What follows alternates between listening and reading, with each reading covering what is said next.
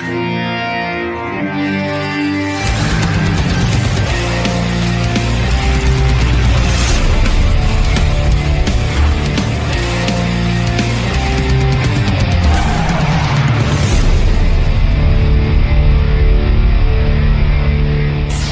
he wrote a nasty thing to Rob Schneider. Yeah, they were going back and forth. They were fighting. Yeah, Rob Schneider was bashing Cougar Town. Yeah. Or Cougar Town fans. So he took issue with that. Can't get any writing done on Cougar Town because I'm searching for one funny moment in your last 600 movies. Wish me luck. Bill and Christa Miller. Christa is a actress on Cougar Town. Bill writes it. But I know Eric the actor wants another acting role. Yes. But I think I might have one for him. But let's first talk to Bill and Christa. All right. Bill, Christa, good morning. Good morning. Hey, good morning, Howard. What's happening? Hi, guys. Now, hi there. First of all, let me tell you that Cougar Town is leaving ABC, but it's going to another channel, right? Yeah, it's you can't kill one of my shows, Howard. It's on TBS. TBS. Good for you guys. Yeah, I mean, yeah, that is good. I mean, yeah, you do whatever you can to stay alive, you know. How'd you pull that off, by the way? It's a smoke and mirrors thing, a little bit. No, come on, be honest. How did you get that done? You know what? The real thing is, I did a deal so that TBS is part owner of the show now. So if the show ever syndicates, they get some money too. Right. So everybody's happy. Yeah. And I know Bill and Christa very well. They're a great couple. You did a photo session or something. I did. Yeah, it's really weird. I never ever hear about that.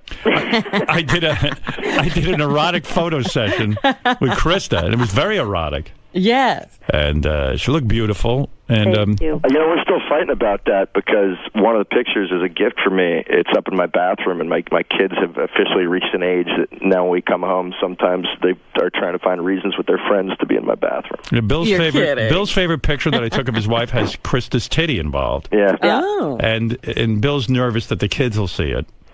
But they don't really care. I feel like they're kind of bored of it, and they don't care. And then I was going to take it down, and Bill protested.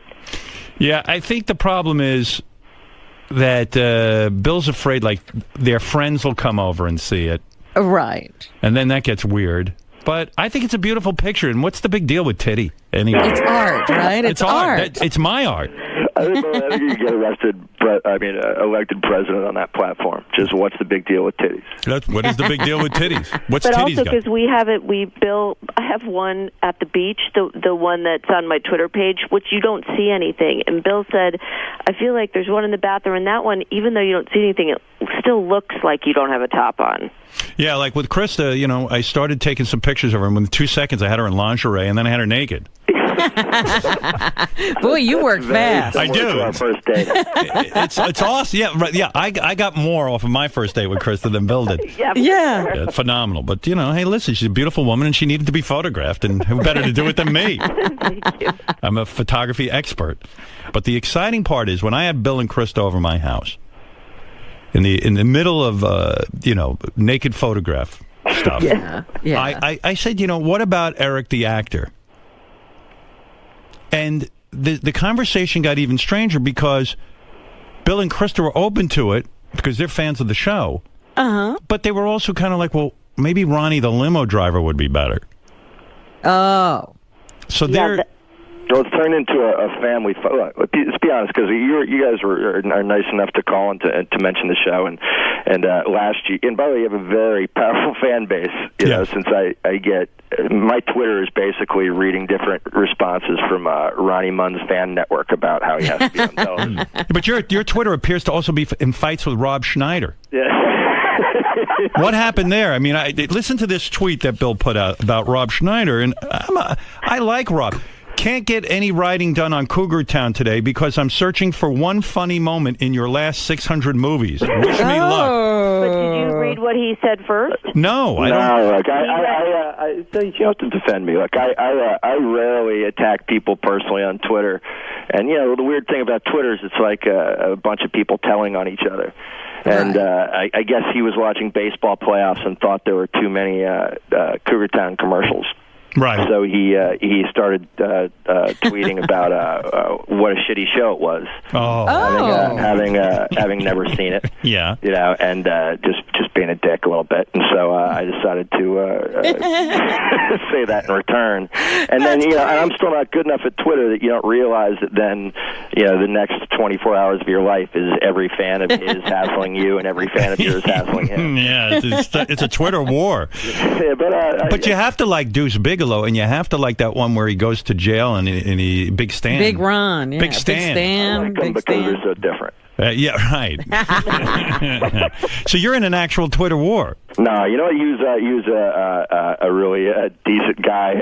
First of all, I felt horrible that I saw his feed and there's people just constantly harassing him, giving him shit. We got a very loyal fan base, which is nice, and he does too. And he was nice enough to kind of put it to an end, and I did as well. By the way, this career of yours, this what would you call it? A comedy writer, right? Like a sitcom writer. I started as a comedy writer, but now I mostly create TV shows. This seems like a very good career, and a lot of people in my audience are unemployed. This seems like something fun to get into. Is this what you're suggesting to people to end unemployment? Yeah, I mean, you should see Bill and Christa have a beautiful home, and they're doing really well. Just be a comedy writer. Bill, just quickly tell us how we too can become comedy writers. What's the first show you worked on? Look, you just got to get yourself to Los Angeles and say you want to do it. Yeah, but after that, like, what show did you get on? No, I did a bunch of crappy shows when I was 21, and your career changes really based. What were your crappy shows that you did? I was on a show called Champs. I was on a show called Billy, which was embarrassing because no one saw it. It was also my name, and right. the executive producer of that show gave me a jean jacket that said Billy on the pocket. Well, I don't know where it is. I'd just be a guy that wears a jacket with his name on the pocket with a little heart over the eye. So you were a funny guy. Let me get this right? Do we need to go to college to be one of these comedy writers? No one really asks you, to tell you the truth. Right. Little known fact, by the way. No one asks you if you went to school. Little known fact that Bill Lawrence, okay, hear that last name, Lawrence?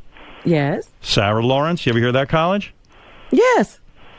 Bill started that college. That is my great-great-grandma. Yeah, his great-great-grandma. How's that? Wow. Not bad, huh? So he's got college in his blood. You got college in your blood. There you go.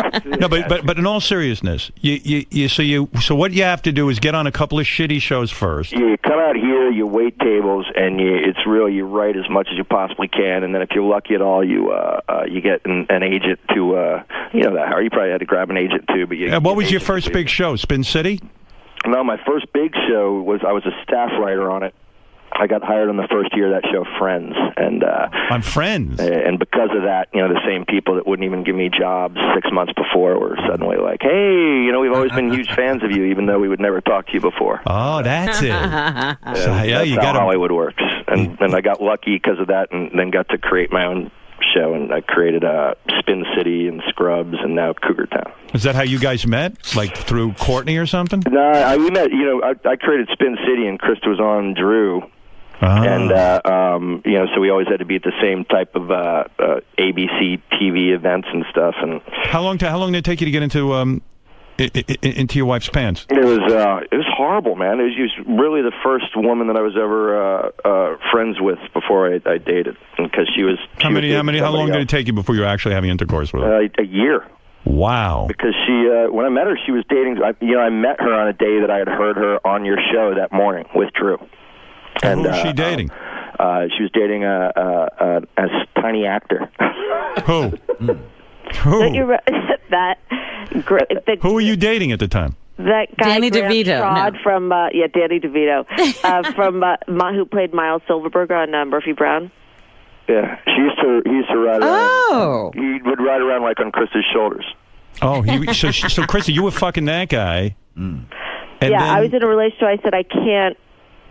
I'm going to be breaking up with him soon, but I'm not broken up with him yet. You know what? Wow. She's not telling you, Howard. This is true that he was. You helped me out. He was the day that I met Christa. He was upset because she was on your show with Drew, and he didn't think that she had behaved well. Oh. And so she had to show up at an ABC function that night by herself. And that was the night that I met her. Douchebag move on his part. He blew it. Yeah, I don't like what you said on the show. Shut up. Right. Please. Yeah. That's crazy. He let you go out alone. Yeah, right. And I remember it was pouring rain, and ABC flies you there and lets you bring, if you're dating someone. So he came with me to do the upfronts, and he wouldn't go with me downtown. I was like, all right. And I walked in, and Bill was there. And Alan Ruck, who was on Spin City, said, "Oh, come over and meet everybody on our show." And Bill stood up and was so cute. And So did Bill give you the salami that night? No. Oh.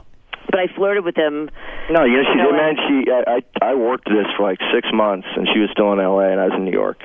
Wow. And I called, and one time, this is the most embarrassing story of my life. All right, I called, and she said, "Hey, I decided to date a comedy writer," and I thought she was talking about me. And I was like, "Oh, cool." She said, "Yeah, I think you know him." I'm like, "Oh, I bet I do." And that was some other guy. Yeah, she said some other guy's name. Wow. Well, hey, you did well. Yeah, I did all right. I'll tell you, this comedy writing's good. You get to, marry a piece of ass like Christa.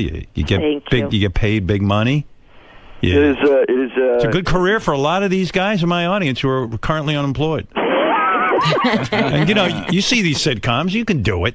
They should do it. Yeah, just write some jokes. Yeah. So everybody's a comedy writer now. There is. Everybody out the same amount of people that say they're screenwriters or movie writers. I can't believe how much work you put into banging Christa. All I did was invite her over for a photo session. Yeah, in retrospect, that would have been a huge time saver. You're not kidding. Pictures. Photography will get you laid. Now, listen, this Cougar Town, let's talk about this. It's moving from ABC. Bill and Christa obviously care about this project. They also care about this show. Let me get Eric the actor on the phone. Dude, you there? Yes, good morning. Morning. Good morning, Eric. Good morning, Eric. Bill and Christa were over my house. I just want you to understand this, Eric. Every time you put me down and every time you badmouth me, when they were over, I go, "Hey, what about Eric the actor maybe making an appearance on your show?" I put it out there. Thank you. Yeah. But he won't remember this as long as this phone call lasts. Let me remind you, Krista's naked in my room, and I'm pitching you for the show. Okay? Hey, Howard, I'll tell you the truth, because part of the reason we were happy to do this is Christa and I have been arguing about it because, I said ultimately, hey, we were trying to promote the show, and whoever we said could be on it should be on it. And Christa feels that because of you have to pay for bad behavior, and maybe Eric shouldn't be on the show because of right. consequences to the way that you act. But you know what it is? First of all, let's review. Eric is deadly on these shows. You know that. I mean, you got to... I was just listening to a tape of him on some wrestling show, and I mean, they won't even show him on camera. Like, they keep him on, like, a ISDN line or something. Like, the wrestling audience is afraid of him. Yeah. And also, by the way, What'd you say, Eric? It was Skype. Oh, you were on Skype. Skype. I couldn't see you. I wasn't a huge fan of the soda incident either, personally, as an executive producer, because it's just really about every day you're slammed, and it's really about trying to get the work done. That's the other thing. If you go with Eric, just be prepared that there's going to be all sort of hassle, like getting him there. Then all of a sudden he has his doctor's appointment he can't change. Then he wants soda. I mean, but like, where's I didn't get my 2 liters of Pepsi. I mean, Yeah, he's ready to sue. Eric, are you going to be a nightmare and you're going to threaten to sue people? No, I will not. Right. Now, what kind of part are we talking about? Now, you guys are actually thinking of maybe using Ronnie the limo driver instead of Eric, right? By the way, every time I'm up at your show, Ronnie Mund could not be more professional and gracious. And Ronnie's very popular right now, Christa. Very popular. But I was talking to Bill. I was like, really, not even joking, aren't there sometimes consequences for bad behavior? Last week, Eric, I think you called Howard a jackass. Oh, he did. Yeah, but we fight because I feel, without being totally candid, we're trying to do something that'll promote and help the show, and Christa feels that what we're trying to do is teach Eric a lesson about how he behaves. Right, you got to decide where you say. Now, let me ask you something, Bill. You're the writer, and you obviously will write the part, and we'll decide whether it's going to go to Eric or Ronnie, and Ronnie's here now, but I believe whatever part it is, they should get a makeout scene with Christa. It's okay with me. Just tell one of them to bring a camera. I'm being serious. Would you ever write that? I would probably feel okay about writing that. Yeah, for I'm Ronnie. not going to do that. Oh, you are going to do it because let's have something hot go down and where people are really going to want to tune in, right, Why Eric? wouldn't you do it with Courtney? What do you mean? We'll have Courtney make out with someone. No. By the way, I love that my wife's comfortable promising that Courtney will make out with Eric the actor. All right, either you or Courtney has to make out. Like let's do something fun. Ronnie, will you be up for something like that? Hell yeah. Yeah, you got I'm ready, man. Yeah. Let's go. Do you want the role? Yeah. Eric, sure. You want the role? My right? guy on Twitter's been promoting me. Mund Fan Network has been promoting this guy's show like for 6 months already. Yeah, I got to be honest. I feel on some level like I owe Ronnie for the work that his people have done promoting the show. Yeah, and so I think that ultimately, you're just deciding whether or not Eric has behaved in a way that he's allowed to do it as well. Krista, would you make out with a guy with a Buffalo Bill mustache? Well, I'm married on the show, but there is a very cute blonde girl named Busy Phillips on the show. No, you don't pass this off to Busy. It's either going to be you. I'll do whatever Bill wants, but I am married on the show. Bill, what is the role you have in mind, and then let's make a decision whether it's going to go to Ronnie or Eric.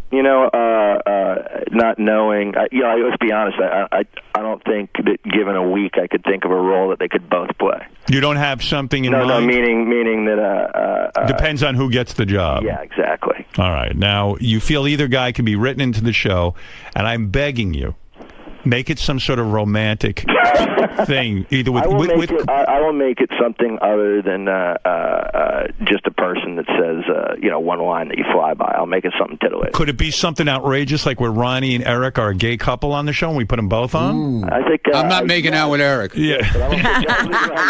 Come here, you midget. Eric, will you ever play a gay on TV? How many times are you going to ask me this? And the question, the answer never changes. No. If it's Ronnie, though, who's your gay lover? No. No. Ronnie, you would not be opposed to playing gay on TV, right? I'll play. I think Ronnie knows you shouldn't limit yourself. You know, I mean, it's any actor can play any part. Howard, that's part of being a. That's part of being an actor. Right, yeah, we keep telling Eric that. Well, Eric doesn't understand. That doesn't mean he's gay. It means that. What is Eric's idea of a part? Yeah, Eric, what would you like to play on Cougar Town? Maybe there's like a new neighbor to the area. Mm-hmm. Can Eric play a neighbor to, let's say, Christa or Courtney? Well, yeah, Christa and Courtney on the show live next to each other, and they are selling the other house that lives next to the two of them because it used to be where Courtney's boyfriend lived. What if Christa's? Why don't we make it into a Playboy house? What if Krista's having a baby and then she walks out and Eric is the baby, like she's carrying around one of those baby things? That's her new baby. That's her new baby. Like, oh yeah, I mean, you'd have to be really willing to do some kind of wardrobe type thing. Maybe Eric, only a diaper. Would you be willing to play a baby? No. No. Wow. That's unbelievable. He's the worst actor. He can only play certain parts. How about?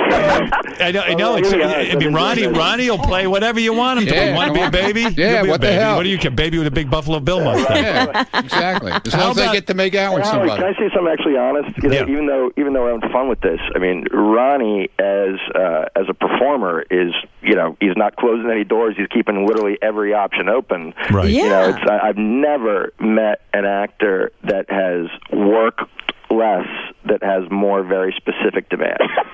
Well, I got some plot lines here. Eric, let's say, like he's homeless, and he moves into Krista's garage, but he moves into like a shoebox, and then she almost throws him out in the garbage because she's cleaning out the garage, and all of a sudden she realizes that in the shoebox is Eric. What do you think of that plot line? Or better yet, Krista's ex-boyfriend. What are you saying? Krista's ex-boyfriend from the past comes, and it's Eric. And she's like embarrassed because it proves that she was not like the hot chick in high school or something like that. Yeah, that's funny. Eric, would you play that? Yeah, I would do that. Yeah. Like Christa keeps trying to describe you as a friend, but meanwhile she's not admitting you are a boyfriend. Right. Oh, he'd love that part. What about, would you Would you wear a parrot costume and pretend to be Krista's parrot? Seriously, I'm being serious. No. You would not? No. All right. No. Ronnie, would you do that? Yeah, whatever you want. Yeah. You would dress, Ronnie, would you dress in a parrot Whatever costume? you want. Yeah, why wouldn't you do that? Who gives a shit? How much fun would that be? That's the attitude of a working actor. Yeah, I mean, Eric, why wouldn't you play a parrot that lives in Krista's house? Recurring role. You know, it's like, wow, there's my parrot. This is what I don't understand, Howard. I got plenty of buddies out here that are just struggling actors, and one of them, he got a hemorrhoids commercial, in which he has to be on TV talking about his horrible hemorrhoids. And so what? That's just a paycheck. You're damn right. Nobody thinks he has real hemorrhoids, does Eric, would you do that? Would you play a hemorrhoid? Eric, you really wouldn't play a parrot. You really wouldn't. I would play a person, not an animal. All right. And Ronnie, you say you will play a parrot. I don't care. All right. Eric, so if you were going to they were making The Wizard of Oz, you couldn't play the Scarecrow or the lion? I'd do that. Oh, that you do. What's the difference? Right. Yeah, it's an animal. And you're on a top show, Cougar Town, with Christa and Courtney. I mean, oh my God, that's a dream come true for you. And Busy Phillips. Think of how starstruck you'll be. You'll probably see Christa naked. Ooh. And we have our craft service. They have a truck full of soda. Is that true? Yeah. Pepsi? It's full of soda. Pepsi. It's got to be Pepsi. I'm just saying.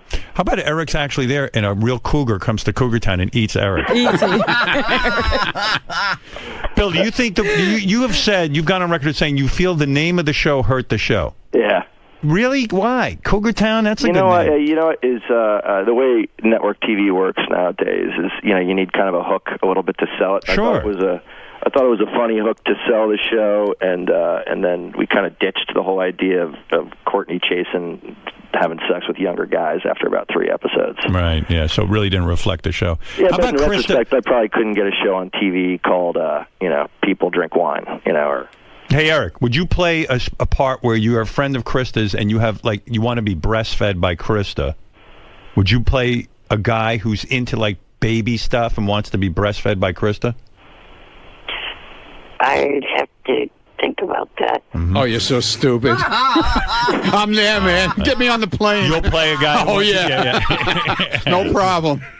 Yeah. Eric, do you realize you're sort of talking yourself out of the gig? Eric, would you play a guy who picks up dog shit for a living? I'm being serious. That's a person. Yeah. Right. The job. Your part is that you're this guy. They don't want to pick up the episode's about Christa can't stand picking up dog shit. They have a dog. So they hire one of these companies that comes out and cleans out your dog shit, and you're the guy who cleans the dog shit. Would you play that? Guy. Doggone. Doggone is the name of the company. And hey, Howard, there is a dog on the show, and it's a huge dog, so I think part of the joke would be that it's giant piles. See? You like that. And Eric falls into the pile. Yeah, and you get stuck like quicksand. Right. Help! So, no, somebody's got to get him out of there. Eric, would you play a character that cleans dog shit out of a backyard? Yeah. You would, okay. Oh, okay. Now we're getting somewhere. By the way, I was teetering because honestly, TV is about how quickly you can do things, right. And I feel like Eric should realize that if he said, "Look, I'm up for doing anything," that the odds would be that I wouldn't go to great lengths to humiliate him. But as a producer writer, to hear, it can only be this tiny thing. All right, so you guys, this is how real Hollywood works. So my audience is going to get to see this right now. Ronnie is up for this part, and so is Eric. You've talked to both of the actors. I'm going to let them say their piece, and then I want to hear the decision-making process that you and Christa go through when you decide who is going to get this part. Ronnie, would you like to say something to the producer and executive guy, whatever your title is? Well, All I got to say is we've been promoting his show, and that's number one. Right. Number two, I'm up to do anything. So that's about all I could say. That's all you want to say? That's it. Want to mention anything about your acting? Or No. Okay. Any previous history? Nothing. Well, smart. I was on the Vicki Lawrence show years ago. I remember. People are still talking about that. Yeah, I know. All right. Ronnie, there you have. You said your piece. Wisely, you kept off any type of acting experience work that you've done because I'm sure it can only embarrass you. Right. All right. Eric, you have a minute with the creator of Cougar Town and the lead actress, Christa. Go ahead. Well, unlike Ronnie, I have actually been on a couple of TV shows. So, I have had screen time. So have I. And then, even though a certain actor from TV considers me an extra, I am not. I am an actor. Talk about TNA you're presently on. Why would you bring that up? And also, I am working with TNA Wrestling, which they should have another video to you guys to show. He can bring the whole TNA audience, Ronnie. He does have. Well, I forgot to say I did a major motion picture with John Stamos. All right. So Okay. Yeah. Right. I know that'll be coming out in February or March. So. All right. All right. Well, I think that's enough of a pitch. It is now really up to Bill and Christa, who work on Cougar Town, who created it. They put their blood, sweat, and tears on this. They don't make this decision in some sort of cavalier way because the show is important to them. This is their livelihood. This is what put food on the table. Right. Go ahead, Christa. Tell us your thoughts, and then Bill, give us your decision as well. Go first, go. Well, I don't have the authority to cast it. I'm going to really give it to Bill. And I understand why you guys get in trouble with Eric, because then, I understand, Eric, your life and limitations you've had, and I feel bad about that. Right. Well, Christa, I'm going to say, first of all, from my point of view, Eric is more interesting to watch on screen. No offense to you, Ronnie, but look at him. He's a train wreck. It's going to be awful. Whenever I see him on anything, I'm fascinated. I cannot take my eyes off him. But having said that, Ronnie is a real weirdo. And there's nothing stranger to me than my limo driver being on anything. And he's got a huge following. And he's been a true friend to us in the show. I like to reward good behavior. Well, it sounds like you're leaning toward Ronnie. But yeah. I look. As a fan, I got to say, Eric, would you play someone who, in this episode, you're a victim of pedophilia, that a pedophile has dragged you into his basement, he's blown you, he's done terrible things to you, and now you're in court testifying against him? No. All right. Bill, that's out. By the way, wow, I'm surprised you wouldn't play that. That's an entire episode that we've already pretty much written. A lot of room for comedy there. Yeah, but Eric, why not play that? You don't have to do the physical act. You just have to be a victim of it. You're in court. Well, for starters, I don't look like a kid, an underage kid with... No, you're older, but it happened to you. But a pedophile... Years ago, the guy did it to you. He was changing one of your diapers, and he just fucking went berserk. He started jerking you off. Will you stop with that dumb... I'm kidding around with you. God, you're right, you guys. There's no fun with him. No. It's an easy decision, Howard. Would you play someone with a bomb strapped to his neck and then his head explodes? No. No. All right. I would.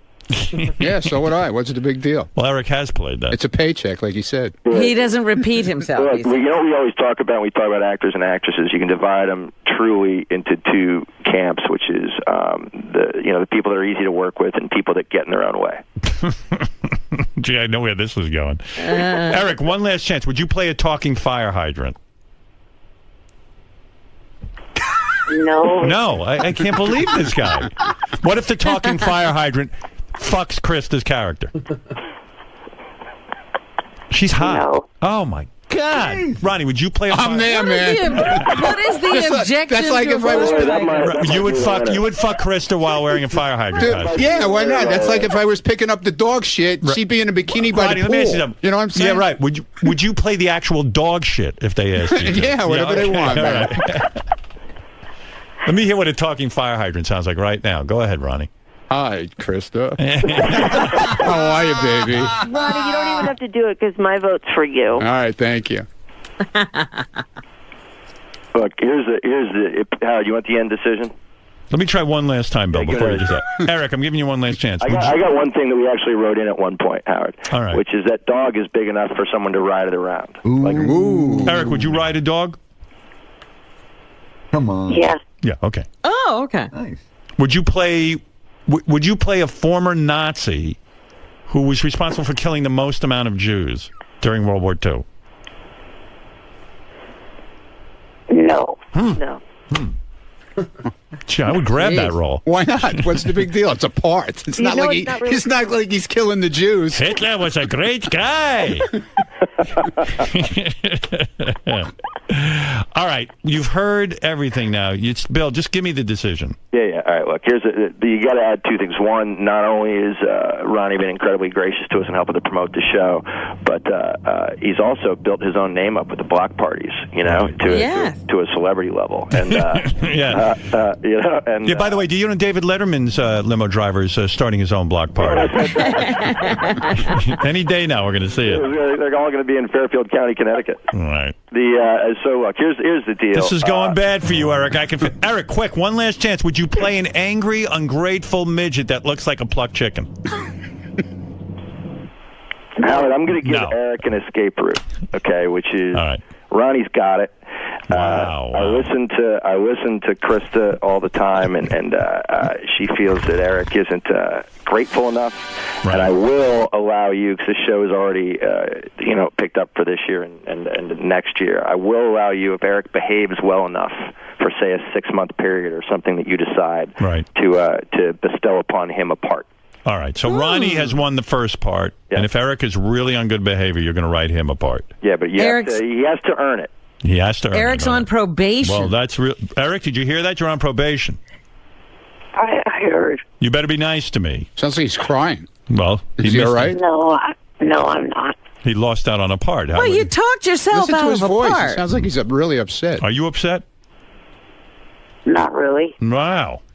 Well, you don't care. There's still a chance to get it. I just think that I think my wife's going to need to hear yours and Howard's relationship be a little more reciprocal. Right. Thank you for that, by the way. I appreciate that. Ronnie, you've won a part on thank you, guys. Cougar I Town. appreciate it. Of course, Ronnie. Hey, Ronnie, all I ask in return is maybe slightly less than 1,000 tweets a day from Ronnie. All right. And Bill, no problem.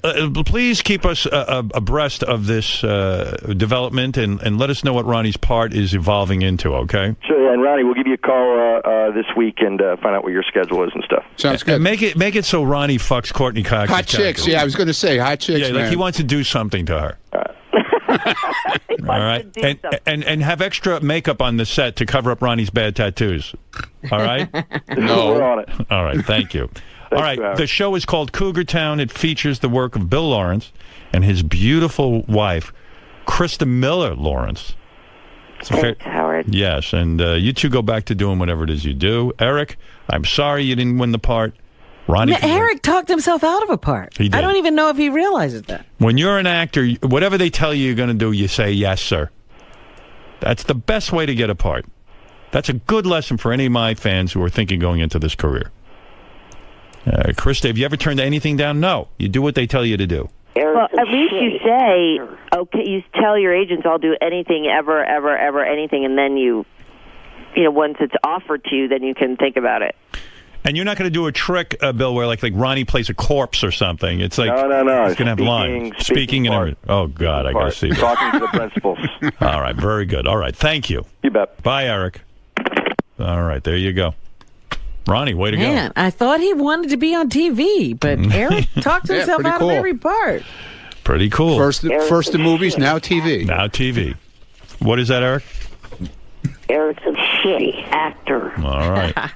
I think that every time a part comes up, it should be between Eric and Ronnie. Yeah, it's. I couldn't wait for that. Mr. Mund, Yes. does today mark your return to television? Yes. I mean, you had a deal in the works. Yes, I did. It's been an up and down, bumpy ride, to say the least. Right. Here's a guy of his word, though. Bill Lawrence Right. is a guy of his word, because he said if that show got picked up, I would have a part on that show, because I promoted the shit out of it with my guy from Mund Fan Network on Twitter. I got to give him props for that, man. He was on there all the time hounding them and promoting the show and saying, listen, if the show gets picked up, you're going to keep your word, Bill, aren't you? Blah, blah, blah, blah, blah. And Bill kept his word. So that's a man, that's a man.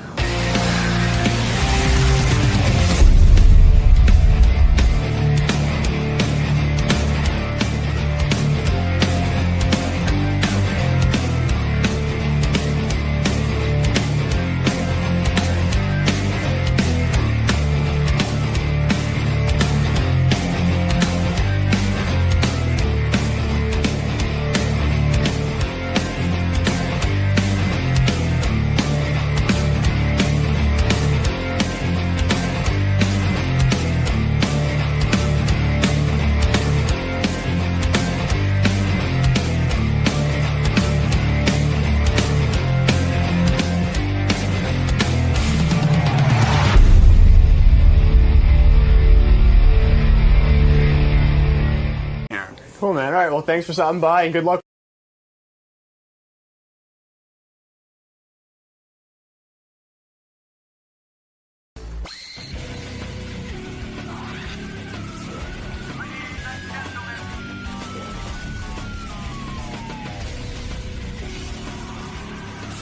Hey, Fred.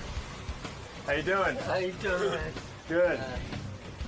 I really don't want to be from because I have a bone to pick with Scott Kirsten. He's been like a brick to me lately.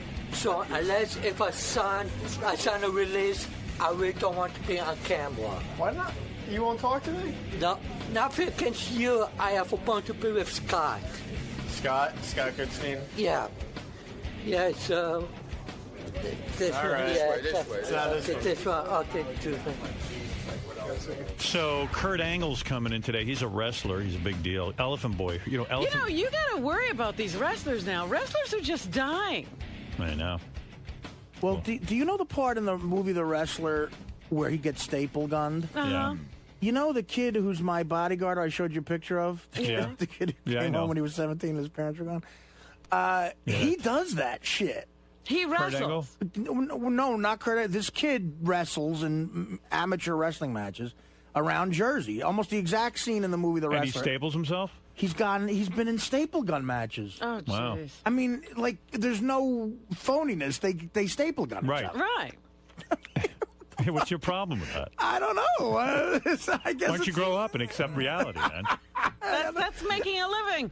Yeah, I But, guess so. You know, just a couple of weeks ago, the test was found dead. Yeah. And then, you know, we had that guy who killed his wife and kid and then killed himself. Oh, yeah, that guy went nuts. Yeah. I told Elephant Boy you could come down here and meet Kurt Angle, but he's going to have to do something. to I'm meet just Kurt worried Angle. that Kurt Angle is... We had a good idea. We had a whole bunch of ideas. Where is Elephant Boy? Bring him in here real quick. I haven't seen Elephant Boy this year. I got to tell him he's got to do something to meet Kurt Angle. He just can't meet Kurt Angle. Yeah, why should he just get to meet him? I mean, I love Elephant Boy, but, you know, there are rules. Hey, Elephant Boy. Boy, you gained weight. Put on a few, huh? Yeah, I have a little belly. Gary says to me this morning, you think Elephant Boy will be wearing his fanny pack? Yes, and there it is. And there it is. And Elephant Boy's the last fanny pack wearer, I think, in the country. And look at that color. I mean, that must be from the 1980s. He's got a fanny pack that not only is a fanny pack not cool, it looks like a colostomy bag on his hip, but he's got a fanny bag that doesn't match any outfit he could be wearing. It's a purple. It's a purple fanny I am bag. not color coordinated. Yeah. What color is that? Would you say? Purple. Maroon. What? Maroon. Yeah. Maroon. Moron. That isn't maroon. Whatever. Why would you get a maroon fanny pack?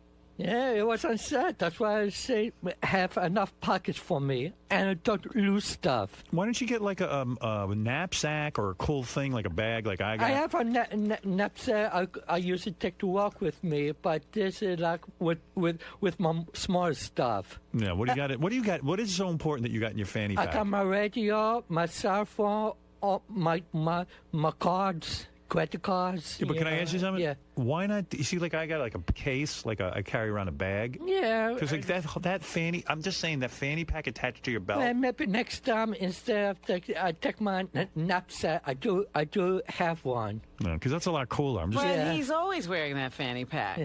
Elephant Boy has always reminded me of a celebrity, and it just fucking hit me who he reminds me of. I'll tell you exactly who you're thinking of. Okay, go ahead. I got to think of the guy's name. I know he's been in a couple of movies. He's been a guest. He's been a guest, and I can't. He's blonde hair. Not the guy I'm thinking of. I'm thinking of a musician. I'm thinking of an actor. I'm thinking of an actor too. Okay, I'm thinking of a musician. See if you're with me here. He looks like if Ron Wood sustained a bad head injury. Doesn't he look? He looks like he got Ronnie Wood's nose. He looks like Ronnie Wood. Who are you thinking, Fred? I'm thinking of David Arquette. See, I'm not thinking of David Arquette. I'm thinking of. I can't think of the fucker's name though. What?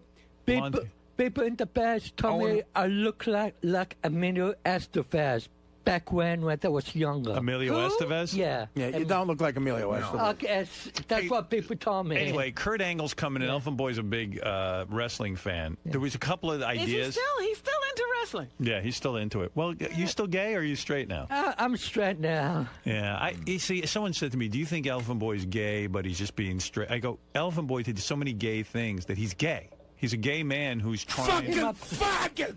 He's trying to be straight. But you are faggot! So I feel bad for I don't think that he's the kind of gay that is struggling to be straight. But Howard, here's the question. Of course he's gay. Can a man go through a period of time, say 2 or 3 years, of a phase of being gay, and then just give it up and be straight? No. You're gay! But I've nothing wrong with it. Yeah, that's nothing wrong. Like to me, it's a phase. I think I'm all out of it, but who knows what happened to future? It's not my That means he's object. going back. I'm saying if Kurt Angle walked in... like you said, call me in not for 10 years. I'm saying if Kurt Angle walked in, stripped down nude, and said, Elephant Boy, blow me, Elephant Boy would be on his knees. Yeah. I would also say that very few people who go through a phase actually make movies. Like, Elephant Boy made a movie. That was years ago. Something I regretted, but... Doesn't matter how many years ago it was. Why is he fighting being gay, Howard? Because it's not an easy life, and he's got enough problems. He's Elephant Boy. You might as well go gay. Nothing's going to get easy for you. True. But I think of this. As a mother of a hard time I get to get ladies, I have double the hard time getting men. Really, you think? Yeah, I think the most I can get is like old guys. So he doesn't feel that he could get anybody good-looking men, so he's sticking with women. You can get good-looking women? Yeah. You still got that girlfriend? Yeah, but, she's, how'd you say, indisposed. Oh, she's in jail? It still is, yeah. Oh, she's still in jail? How long is she going away for? Probably not to do early next year. Wow. How many years has she been away? 2 years. I told me it's 2 years. How's she doing? Well, I just talked to her this weekend. She's doing okay. Is she getting it on with girls in prison? Yeah, no. Not her thing? Not a thing. Unlike me, she never went through a phase. What's she doing in prison? I didn't even know why she got in there. She says illegal use of prescription drugs. Double burning from different doctors for the same prescription, and then give it to other people. So she was selling it. Not selling, give away, and also, possession. And wow, you get 3 years for that? Rush Limbaugh didn't do a damn. If it was for the first crime, she would only get possession. But then they discovered she was giving out to her friends and stuff, so they threw the book at her. She was distributing them. That's the word. Right, distributing. Yeah. See, Limbaugh kept it all for himself. Limbaugh wasn't distributing. Yeah. He bought it. And the thing is, she was raising for all the probation, but she had the same trust to configure her, and he was put up with no nonsense. I see. Yeah. Did you know you she get that? Did you? Yeah, I sort of. Yeah. Did you know she was using? Yeah. You did. Yeah. Why are you mad at Doug Goodstein? What's going on? Doug Goodstein, two things. I missed you. And one is the at the whack pack barn when we did. He said I stink, and I was with Marianne from Brooklyn. She said I didn't stink after all the time there. Yeah. But if Elephant Boy got a bad. if it was just that, I wouldn't mind. Right. But then, I've been getting complimentary service of Howard TV as a friend of the show. Yes. All of this Sunday, I saw my capable. I was being charged, and I want to know why. So I make an inquiry. Huh. No answer from there. I spoke to an Joseph Docs. I emailed once or twice. Tell me what's going on. He said, we look into it. To Doc, that is harassment. It's not like I've been tapping every day what's going on. Every few days, if I didn't receive an answer. They won't give you complimentary Howard TV? No. You're kidding. No. So now. Doug, give Elephant Boy complimentary Howard TV. What is that? Yeah, and you know what?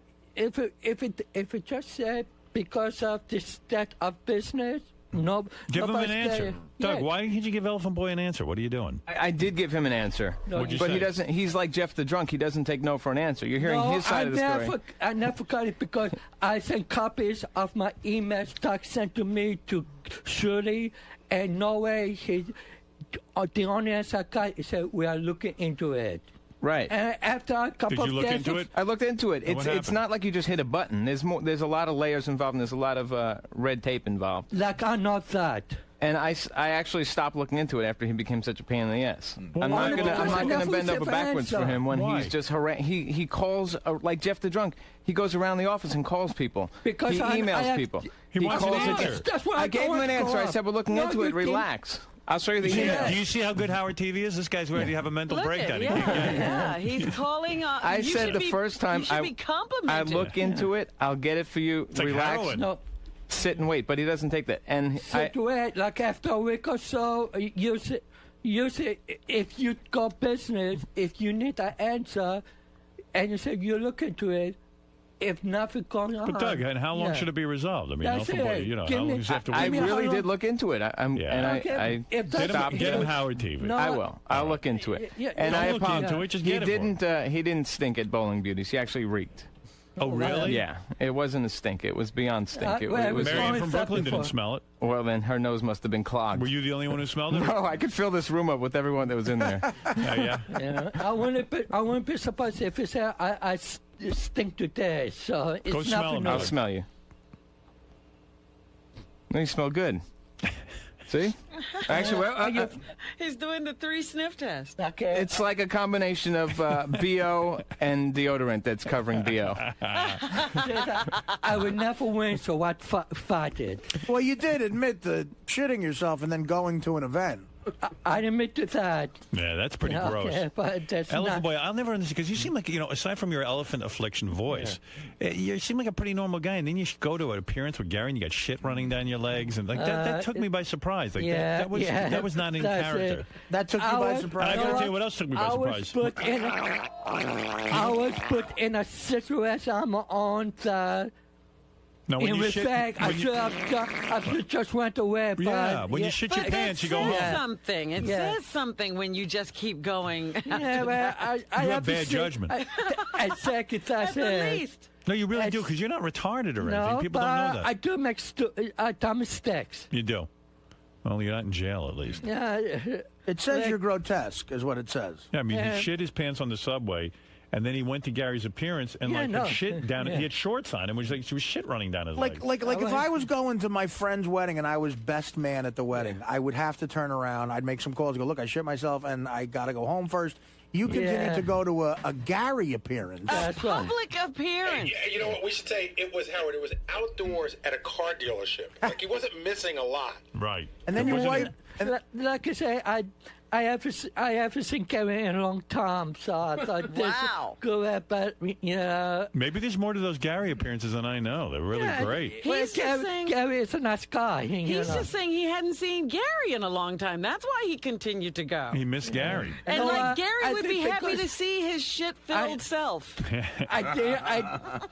That wasn't my train of thought, but And then you wiped your ass on the tarp. Remember? You wiped on my leg. You wiped your. It was all down your leg. And he smelled. I mean, yeah, he smelled. Do you remember the intern that was there? Some girl, Ashley. You remember her? How you made her stink? Yeah, I think one of the interns. But listen, plap out to Gary. Elephant Boy. That isn't even the reason why I brought you in here. I know you want to meet Kurt Angle, but you got to do something to meet Kurt Angle. Here's what I'm thinking.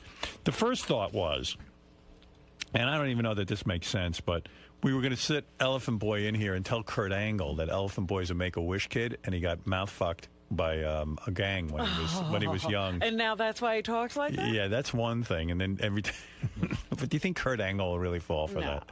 I wonder how much Elephant Boy would actually pay to get mouth fucked. Anyway, okay, so here's the thought. We could ask Elephant Boy Kurt Angle questions, and he's an expert on wrestling and stuff, so he could probably answer everyone anyway. But for every question he gets right, he gets to sit at least 5 minutes with Kurt Angle. All right, so that could probably be, if he gets a couple right, he could be in here the whole appearance. Right. All right. For every question he gets wrong, he has to get 5 penis slaps to the face by Richard and Sal. Oh, good. Have they agreed to that? Yeah. I want to put it past those two. All right. Okay. Or for everyone he gets wrong, he has to get teabagged by Richard and Sal. Which is worse? I think Richard and Sal are having gay sex. Yeah. Either way. But Elephant Boy actually doesn't mind getting a penis to the face. No. All right, I'll tell you what. How about this idea? Elephant Boy can sit in here with Kurt Angle, but every time he asks a question, we turn the Sybian on, and Elephant Boy has to ride the Sybian while he asks his question. that one. You like that? I wouldn't want the Sybian. No, that's what we want. It would do nothing for me. I don't know. Yeah, you never know. Just sit on it. See what happens. It's just funny to hear you on the Sybian ask Kurt Angle a question. Oh, I'm the Sybian. All right, the Sybian it is then. Yeah. Oh, good grief. All right, so while you're in here, you can be in here with Kurt Angle, but when we go to you and you have a question for Kurt Angle, we'll turn the Sybian on.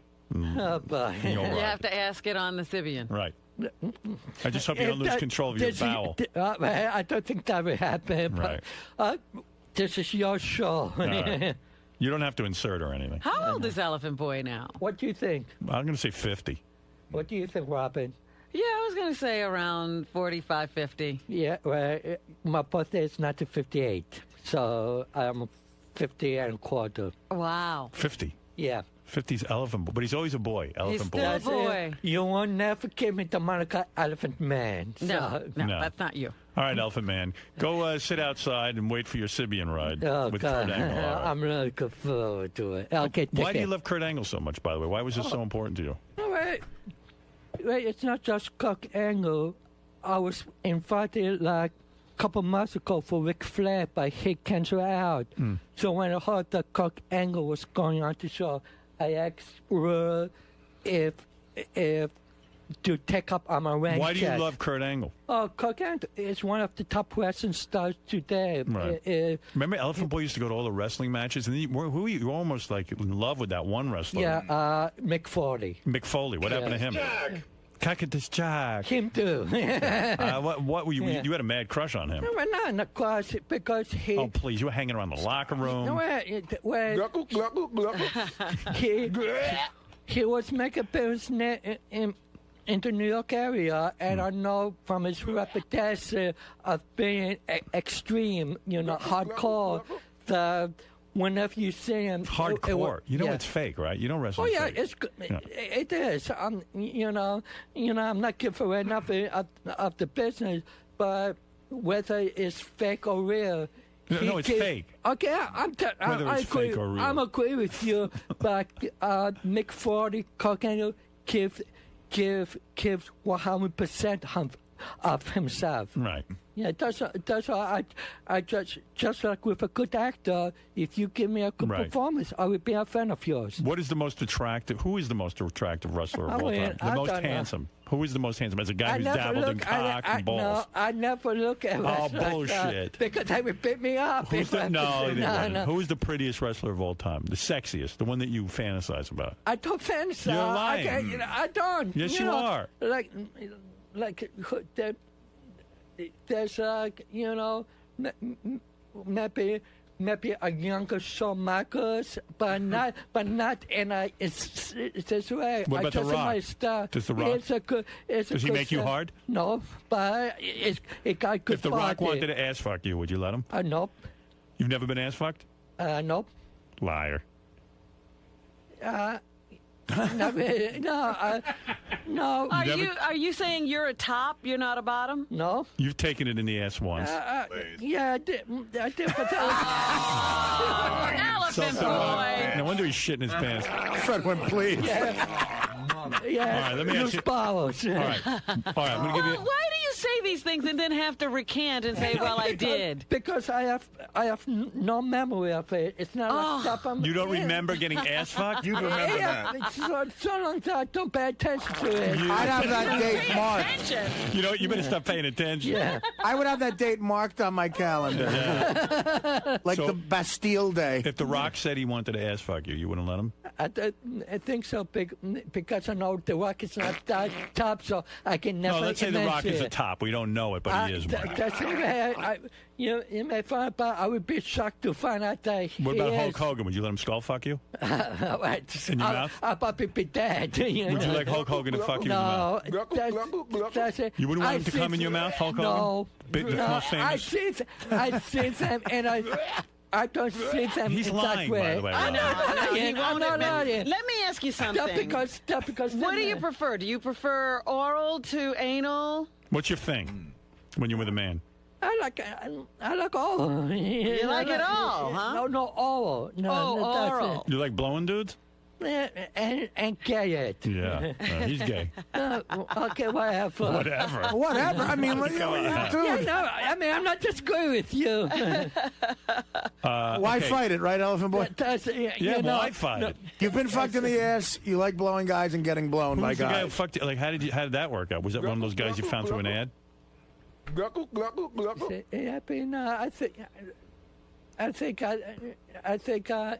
think it was an ad. So why not be with men? I don't understand. Your girlfriend's in prison. Yeah, but that's not cheating, is it? Would you take a hand job from the Iron Sheik? No. Fuck that. Me too, sick. I wouldn't do it. All right, F, marry, kill. Yeah. I want to know your type of guy. Yeah. Okay? You have to have sex with one, you have to marry one, and you have to kill one. Yeah. Okay. Mick Foley, Kurt Angle, Hulk Hogan. Seriously. F, marry, kill. Who would you F? I'm Don't rush him. He's savoring this. He's thinking long term. Thinking about it already means you're gay, so just go in there. I got a picture. I have no idea, so I'm thinking. Talk in Korean. Chung chung. Okay. No, I will probably marry Mick Foley. You'd marry Mick Foley. Yeah, that's it. I know. I think it's the missing piece. Not for real, but in fantasy, I will fuck Cock Angle and kill Hulk Hogan. You're killing Hulk Hogan. Yeah. This might be because he's retired, you know. What about Stone Cold like Steve a Austin? young strapping wrestler. Steve, like, you know, it would give me an ass whooping I will never forget. You know what the right answer is in Jersey? Kill all three of them. That's a good answer. Let me ask you something, Elephant Boy. Would you like to wrestle with any of these guys? Like, well, in certain promotion, I did like wrestle, you know, in some of the parts, but in the smaller, in the band. yeah, but if you had your fantasy of who to wrestle with, I would use it. Hey, Elephant Boy, do you know a high-pitched mic? Yeah. You attracted to him at all? No. You don't I respect him, but not. You know, it's a nice guy, but that's he likes it. Wrestlers, Howard. Yeah, you like big. I like nice people. If you're nice so people, why won't you go out I'm with a your high-pitched friend. mic if I set you up? Because I'm being arrested wasting his time. Oh, really? You're wasting his time? Yeah. Why don't you get it on with guys? You're lonely. Why don't you? Yeah, but I think things will be better by next year. When's the last time you had sex? Yes, like I said, she was at the beginning of last year. So that was 2008, probably 2007. Why would you be wasting high-pitched Mike's time? Because there's so many better fellas for him to find happiness with. You're just going to be a quick bang in the night. Yeah. Why don't you call a former Met Art Shamsky? Why don't you do a little one-nighter with high-pitched Mike? You two have some fun. Lick each other's asses. Lick some balls. Mike could blow you. Mike will blow you. Sure. Oh, you don't know what Mike is into. I say no. You want Mike to blow you? No, I wouldn't. Wanted. You don't want a blowjob? I'm a profit person. In regards to what you talk about, I like to keep it off. Off the air. What's he saying, Rob? If you talk to him about this in the hall, it'd be different. Not in the hall, but I mean, just off the air. Yeah, all right. Fair enough. Fair enough. It doesn't go with women. I'm not the person, the type of guy that will blab about it the next day all off the air. Too bad. Okay, well, that's me. All right, so we'll let you talk to Kurt Angle. I appreciate that. He'll sit on the Sybian while Gary gives you the full 100% juice. I can just imagine. And that'll be good. Okay, thank you and again. I think you should go back to men. I think you shouldn't be lonely. Why and not? I can say, if I have to make that decision, I will always have a spot for roommates that will never go away. And and if I have choice, I'd rather be with women because I feel more comfortable with women. I see what you yeah. I think the boys have a sexy bikini for you for when you sit on the Sybian. Oh, so that'd be good. You'll look really hot for Kurt Angle. Oh, wonderful. So go get in your bikini and get ready to sit on the Sybian. We find a lot of people do gay shit to meet wrestlers, don't we? I know what Double A did when. It's not people who do gay things. It's men who do gay things. Right, exactly. Yeah, there's no record woman in wrestling. What's a perfect penis size? So you've taken it in the ass. What's perfect penis size? I have no idea. What do you like? A big, small? Regular size. Are you like a big, thick dick? Yeah, I mean, when you're admiring one, you want it to be big and thick and Don't you veiny. want when your asshole to be full, like totally filled? Show him a picture of that guy we had in here, the mold of that dude. That's what you want. Do your eyes light up when you see? Is longer and thicker more exciting? No, come on. I don't think that way. What's the perfect size? Oh, would he strap that fake cock onto his face for us? Yeah, sure. Would you do that? When he's asking Kurt Angle a question? Yeah. Get him in a sexy bikini and give him the Kurt Angle penis. I mean, not that Kurt Angle. Whatever that guy's name was who was in here. Would you do? We got a big cock. You just got to duct tape it to your face. Not on my face. On my body, yes. On your body. On your chest or something. On your chest. Where the pin is supposed to be. Barrett Long. Like Alien. No. Just put it in your ass. No. While you ask Kurt a question. While you're on the Sybian. Excuse me, Mr. Angle. That's what you have to do. Come on. Can I live now? Yeah. All right, go get in your bikini. Go ahead. I can't wait to see you in a bikini. Oh, he's hot. Good. He's not so bad. Go ahead. I know, he's got a cute little belly now. Yeah. I like And get that fake cock. Pregnant.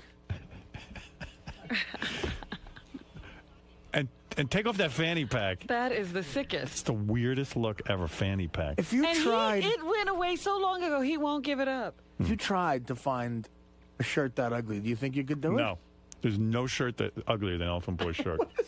And it's the combination with the purple fanny pack that really sets it off. It's a yellow and like black shirt. It's piss yellow. And shit brown. And purple fucking fanny pack. I mean, it's like every weird color. Okay. Fred. Yes. There's a lot of gay revelations today. Yeah, and the thing is, it's not that I'm not that gay. I mean, if I have to judge, it was like trying to do something different from our audience, but I tried it. That's okay. Go ahead. Okay, I'm sorry. I tried it. It wasn't that bad. I have to admit, to be completely honest, but it wasn't me. I would be more comfortable with a woman, you know, in a love-and-death relationship than with a male. How come you had such a problem with possibly getting teabagged or getting smacked in the face with their dicks? Like I said, because that's not me, you know. You know, like I said, if I really wanted to suffer record, it's like with a woman. That's what I feel comfortable with.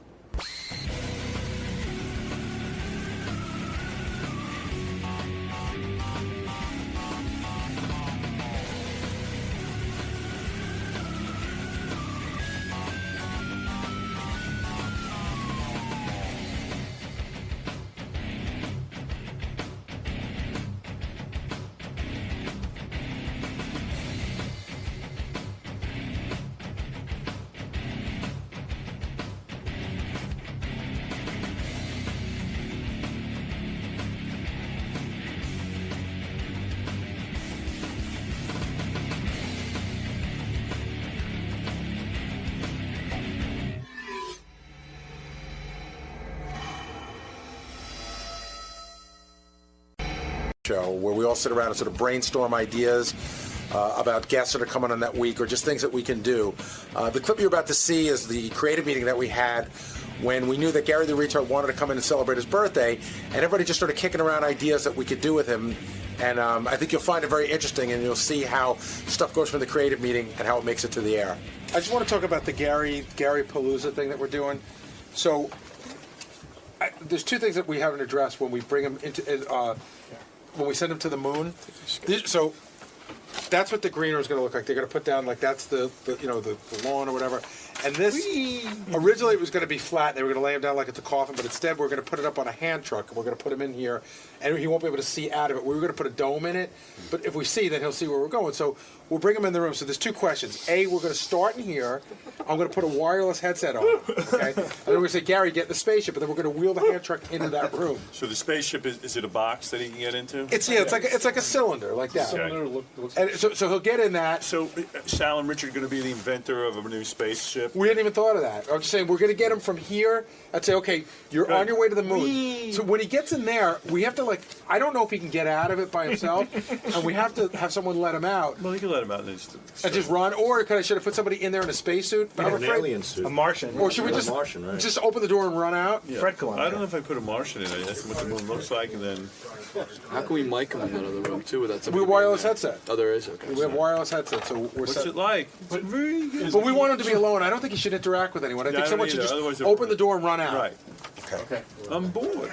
You pass that down? You wouldn't want, the moon, filled with black people or something like that? Or midgets?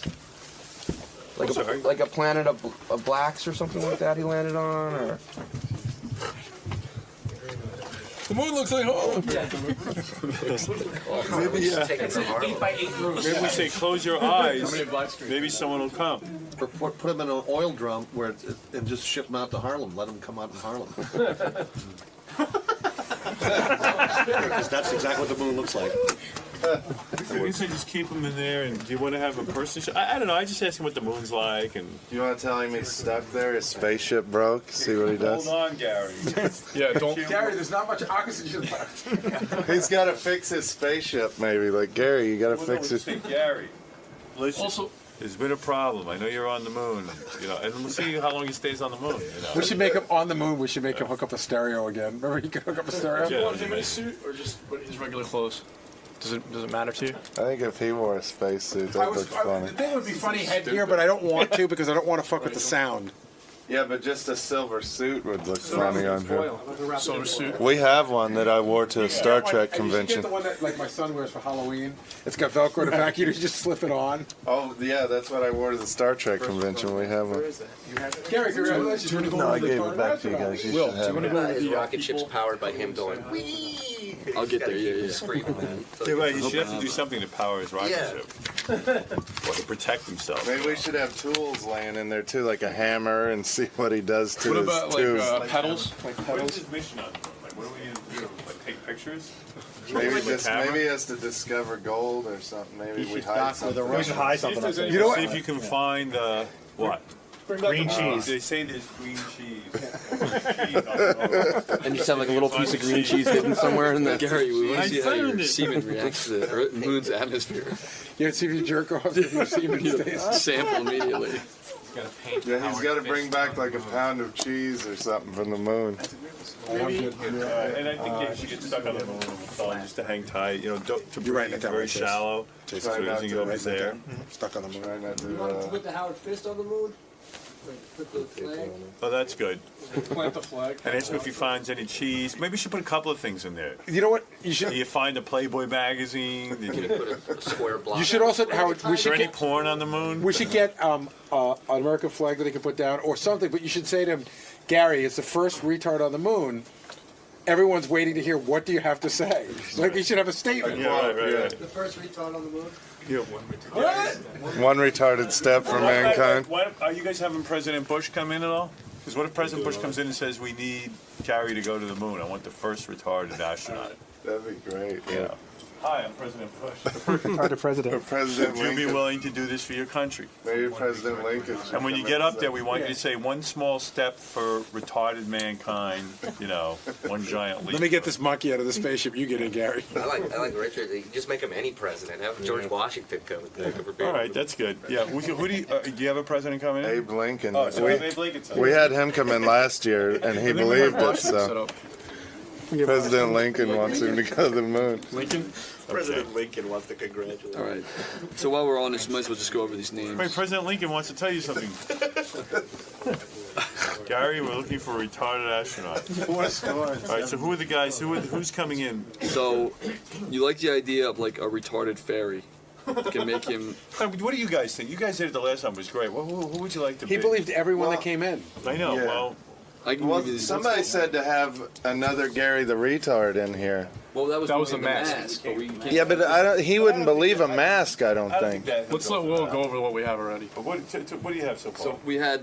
You liked Obama, Clinton, Hillary Clinton. Hillary Clinton? It's just an idea we brought up. You don't have to do any of these.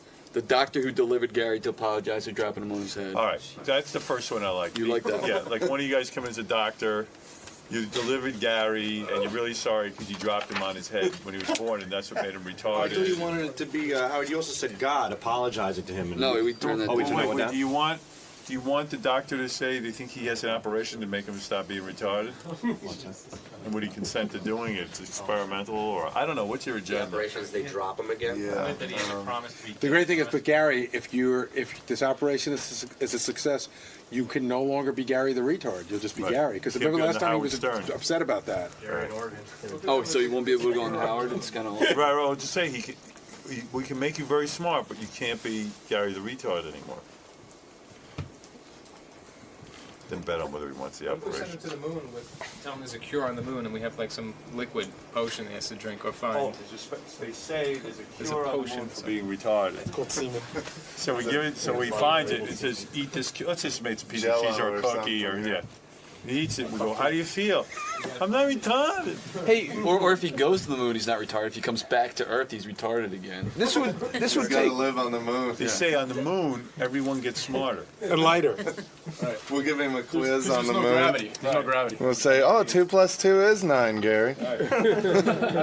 Okay, so the doctor who dropped him on his head, Lincoln's going to come in and ask him if he would do a mission for his country and go to the moon. And we had Angelina Jolie and Brad Pitt. They want to adopt a retard. How about Angelina Jolie comes in, the sexiest actress in America, and she wants to tell Gary something, and she says that she's in love with Gary.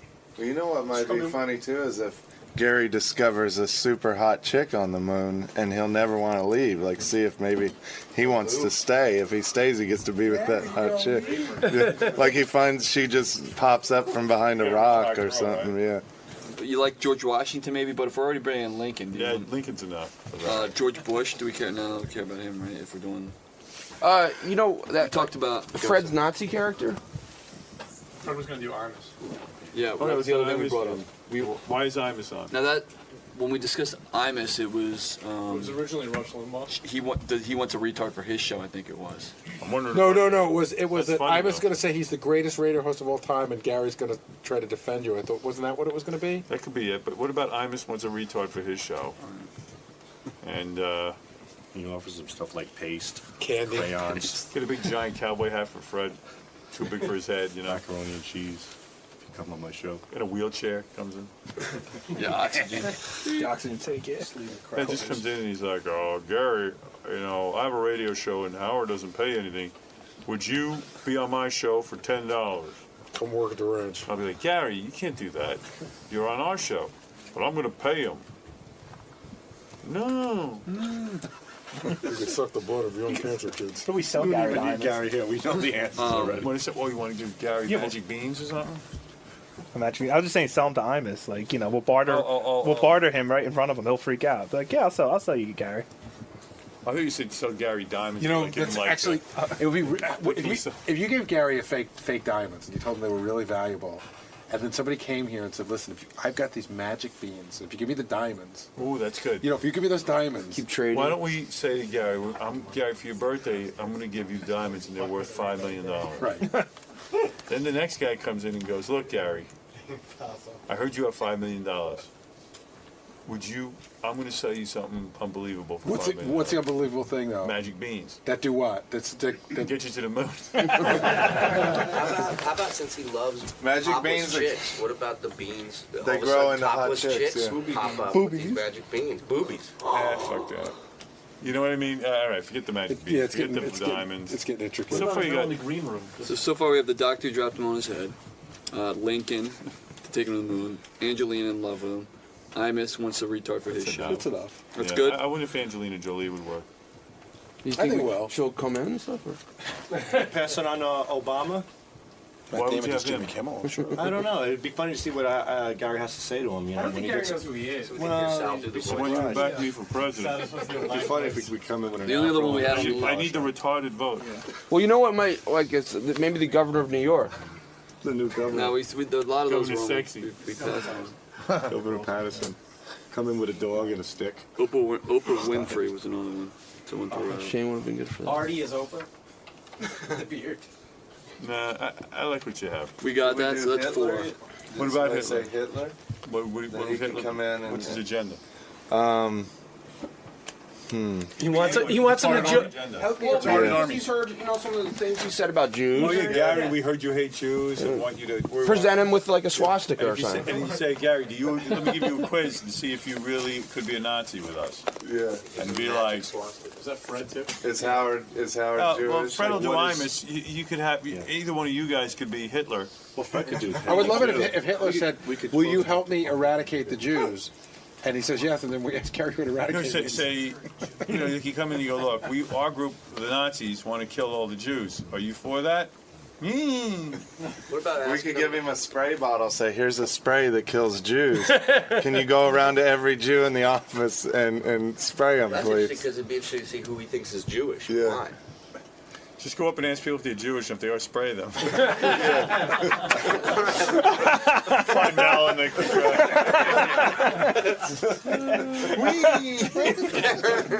My name's Antonio Governale. You All sprayed right, me. that's good. Become a Jew. A Jew spray. Jew be guards. Manuel Ortega. Sanchez, you're Jewish, right? All right, that's a good agenda. That's enough. Unless if you ever think of something before he gets here, you know, run it by me. So there was a fascinating look into how we operate. I think it's interesting to sort of pull the curtain back once in a while and see how stuff gets from an idea onto the show. So I hope you enjoyed it. I thought it was pretty cool. Good to be here today. I had 2 cups of coffee. I took 20 milligrams of Adderall, and I feel like everything chemically is perfect. New York Post, got it. Story about the rapist in Yale, got it. Story about the not rapist in Hofstra, got it. I feel like it's the SATs, and I'm gonna fucking nail it. All right, so you're not gonna fight anyone this morning, right? No, well, Why would you fucking say that? I don't know. Don't fucking say. Fuck you. Fuck you. Last time it was all about your anger issues. No, I'm doing better, I think. It's just, I think I hit a midlife crisis at 40. I'm 43 now, and I'm coming out of the tunnel, I think. But it's a rough time. I don't know if anybody has been through this recently, but if you have, please email me. I think we should. It's no joke.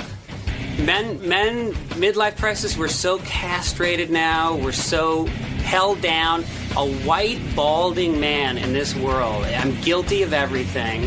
I've been polite. I feel like I've been making up for the sins of my forefathers for so long, and now I'm almost dead, and I'm realizing I don't care anymore. I gotta relax and just enjoy what's left. Hey, did Greg ever show up? Greg Fitzsimmons? Can I tell you something, Howard? What? Always late. Really? Greg? He talked about this on the wrap-up show once that, he thinks it's a passive-aggressive thing. I don't know if is he here? He just showed up. Wow. Is that even Greg's not showing us? But he was late last time, too, and maybe the time before that. It's okay. Is he crying for attention? Yeah. I think Gary has a thing with Fitzsimmons. I don't. Yeah. No, I don't. Actually, Greg and I fixed that. Oh, there was something? They're saying we talked about that on the air. What was it? I don't even remember. There was a thing on the wrap-up show where Greg, we're talking about, it had to do with, the way that Artie was behaving, and Greg was sort of explaining to John and I that we didn't understand show business, that we're not comedians, and it came across as kind of condescending. And then Greg called me after that and said, you know what, it did come across sort of douchey, and then that was that. Look, Artie's an asshole. No, it was just he was just sort of like, you should, Artie's way more talented. You have to accept his behavior no matter what he does. God. And it was sort of like, Artie's way more talented than you. And it was sort of preaching to me and John about, the show. I'm sorry I brought this up. You sticking with the beard? It looks that way. Yeah, huh? Boy, it's white. Yeah. Gary's got an all-white beard, man. How's that make you feel, Robin? It's just, whenever I look at it, it's weird because only the bottom is white. Yeah. Right, I know. I got a black mustache and a white beard. Now I'm working on a thing. I just bought a trimmer. I'm still going with a little bit more. I feel like if I trim it a little closer. What does your wife think? She likes it. Yeah? I'm getting about, I'd say it's about 50-50. Which is the 50 that doesn't like it? Well, Artie seems to be in the group that does like it, unless he's lying. I know, I dig it, but I'm a pro facial hair guy at times, but I think it's all right. Maybe his wife has an old man fetish, because I think that thing makes him look older. It does make him look older. I'm not saying that's bad necessarily. Not because it's. I don't know. I think it looks kind of cool. Let me explain something about show business, Gary. If you're gonna get older, you don't understand how this works. Greg trying to explain show business again to Gary, that you don't walk around with a big gray beard. All right, we're going to take a break. Greg Fitzsimmons is here. Where is Greg? He's here. Well, he could have come in. He was. You know what? He was dying to come in? He was dying to come in, and I kept saying... So he should have just come in. I kept saying, wait, because Howard's about to break. Because you were going to break like 20 minutes ago. In. Greg, you can come in. Now we'll break. Now we'll break, though. Greg's right. You don't understand show business. Hey, Greg was right. Greg. Gary, you think you'd understand show business. You're right about him. He doesn't understand show business. He doesn't get it. You said you were going to break 20 minutes ago. You could have come in. You're not the kind of guest that... I was walking for the door twice, and he keeps stopping me. I did. Oh, excuse me. Excuse me. You can't go in. I'm the comedy police. Howard didn't.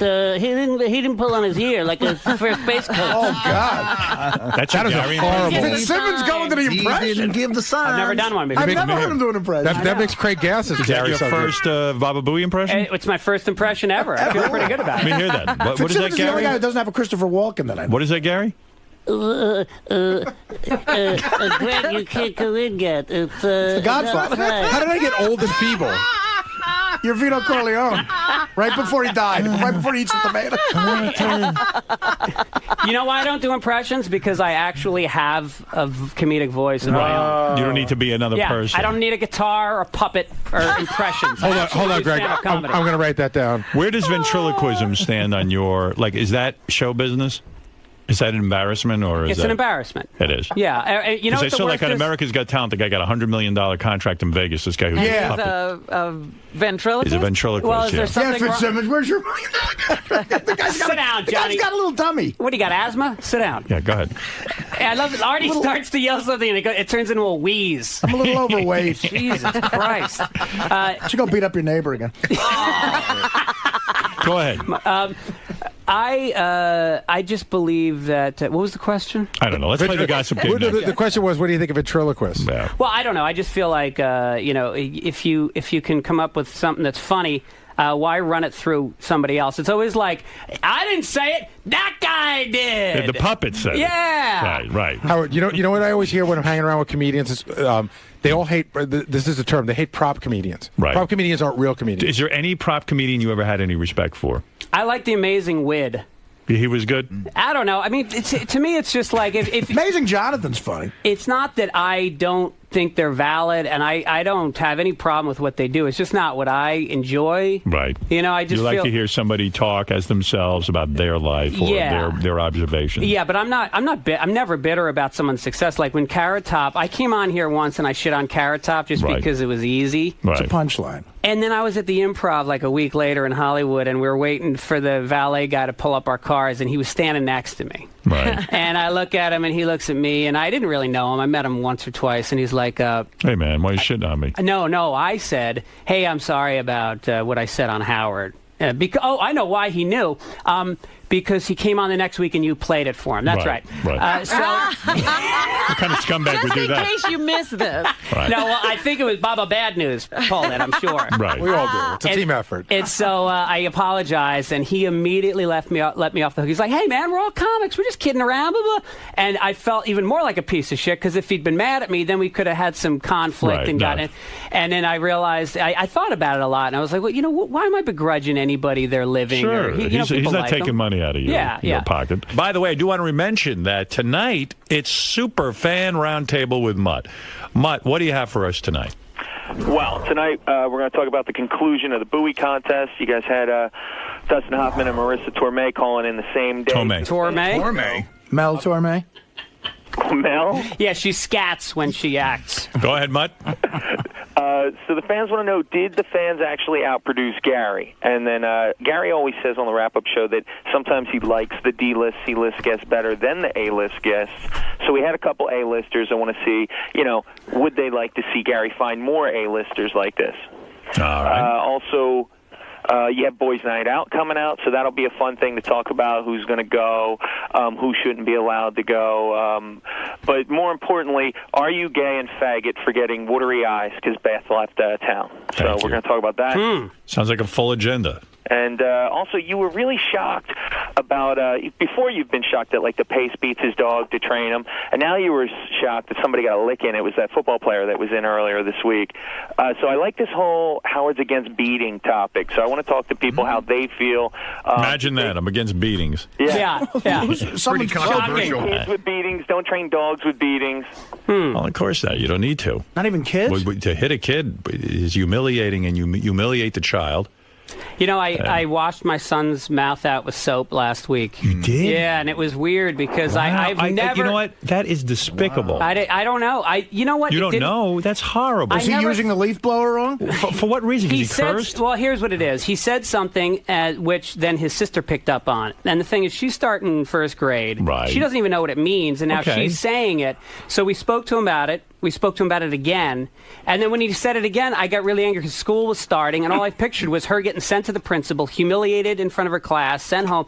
And so I took him in the bathroom, and I washed his mouth out with soap. You're which joking. I swear to God, and I've never hit him. I don't even yell Was at he him. crying during this? He was screaming, Daddy, anything but that. So why would you do that? Because there comes a point where I Greg. feel like my wife is not firm at all. Greg, listen to me. That's crazy. Listen You to me. poison the kid. Okay, let's say your wife's a pushover. Yeah. Okay. Which is a pain in the ass because then you feel like you're the only parent who has any Yes. sort of discipline. And you're the bad guy. And you're the bad guy. But that's really bad. Like, I'm saying that's as bad as belting your kid. No. Absolutely. Why? And his son is 20. Why? How old is your kid? He'll be 9 in a You're the couple weeks. guy he looks up to. You're the guy who's setting the way he's going to be the rest of his life. You're teaching him how he's going to be with his kids. And let me tell you something. To take a kid and that's just taking the easy way out.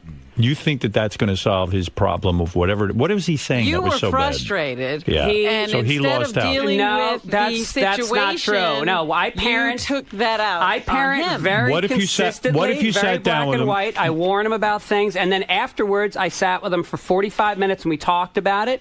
And he was hugging me, and we were Of course, so you're his close father. for like 3 Oh, days. my He felt no kids want to be They told need what to do. boundaries, but You're they right. don't need their mouths washed out with soap. Well, what if your child? That's what if your traumatic. child is in a situation where he is literally putting his sister, his younger sister, Yeah, what did in he a say? situation where she'd be That's a humiliated? ridiculous scenario, number one. Number two, you don't have the proper communication. Why is that a ridiculous scenario? Because that's something that might happen. It's not something that did She happen. said it 3 times. But it didn't happen in school. The scenario you're Because school watching hadn't his started mouth yet. out. School is starting the following week. How do my I point here, Greg, I will not is- allow my daughter to be set up for failure. My point here, Greg, is your son was asking for attention. No. Yes. I built a tree fort with him last week. I spent about 40 hours on it instead of writing a fucking script. Again, he wants me to leave him alone. You're missing something, and instead of getting what he's trying to tell you, you're washing his mouth out with soap. No, you haven't gone to enough therapy, Robin. And you have a lot of you have all Greg, this listen to me. pain Can and I get in trauma on that this? needs to be done. And you've been to too all much right. therapy. All right, listen to me. Forget it. Forget that.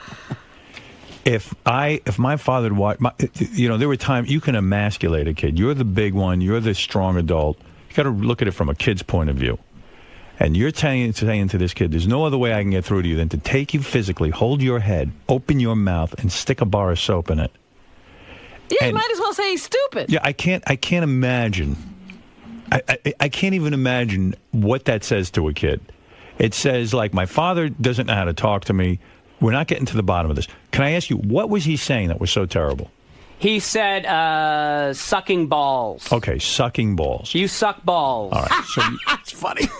And I mean, look at you. You curse all the time. You use bad language. No, and I've said to him, look, when you're alone at your friend's house at a sleepover, you guys can talk that way. If you want to talk to me that way, I said, but your sister's 6, and 3 times I've asked you not to speak this way and show responsibility. So what was his answer? Why did he feel that he needed to keep saying sucking balls in front of the sister? He says, I don't know, but what he's doing is he's challenging, he's finding the boundaries. Well, wait a second, though. When you said to him, son, I've asked you 3 times, and you're unable to comply with this, why do you keep doing it? What did he say?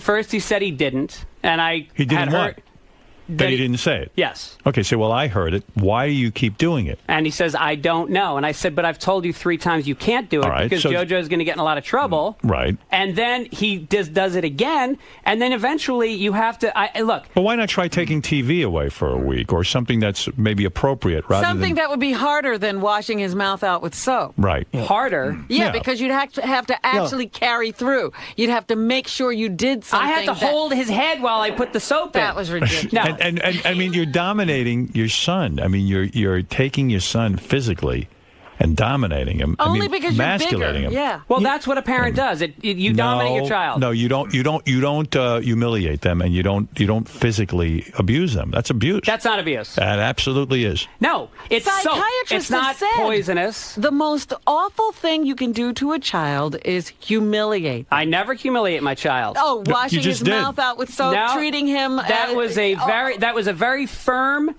consequence for That's something he's been wild. told again and again not to do. Fred, you're a parent. What do you think? That's a no. That's no in the parents' dictionary. Sorry. Right. Wow. Can't be done. And not only that, where was your involvement with the daughter? You have to teach your daughter that it's not right to say those things either.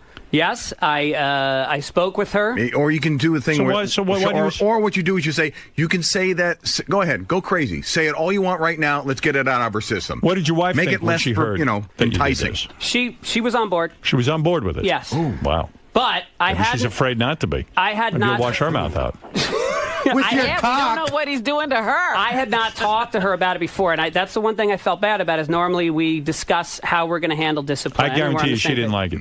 So you She said she admit had no this problem was a with it. spur-of-the-moment thing. You just did it. It was a gut thing, but at the same thing, it was not a violent thing. I was not angry when I Yes, did you it. were. It was very You matter of were fact. You did it out of able anger. to do this because he's smaller and you're physically larger. Oh yeah, that's my thing. I never pick on bigger guys. That's what I do all No, day. it's not the point. I'm talking again. All day? He's not looking at it from, well, my dad beats up everybody. He's like, my dad just beat me up. And so if I do something my dad disapproves of, or something where, my dad gets angry, he's going to physically hold my head open and wash my mouth out with soap. He's that's gonna crazy. manhandle me. You gotta What if stop you have that. a child that is consistently testing the boundaries You and gotta going work it past out. it You gotta again and again you and could, again? You could come up with appropriate punishments. So you I don't gotta- say there's anything wrong with setting limits and saying, listen, you're acting inappropriately, and I have to punish you for that because you're not listening to me.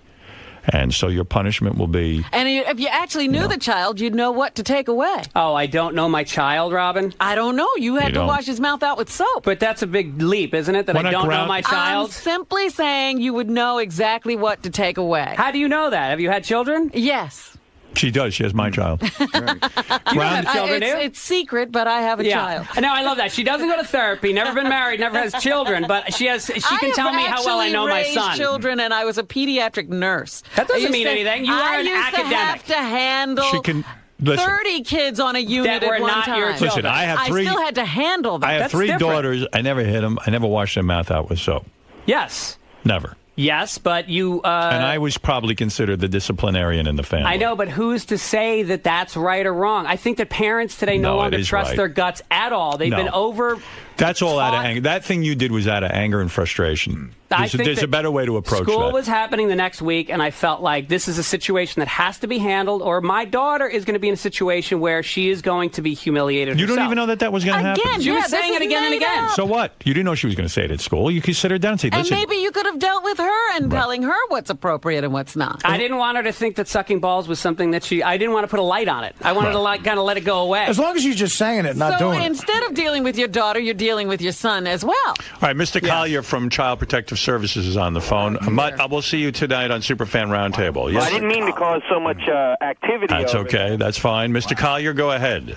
Yes, this is Mr. Collier from Child Protective Services. First of all, I'm personally appalled. That's almost like sodomy to a child. Sticking something in his mouth forcefully is sodomy. Who is this?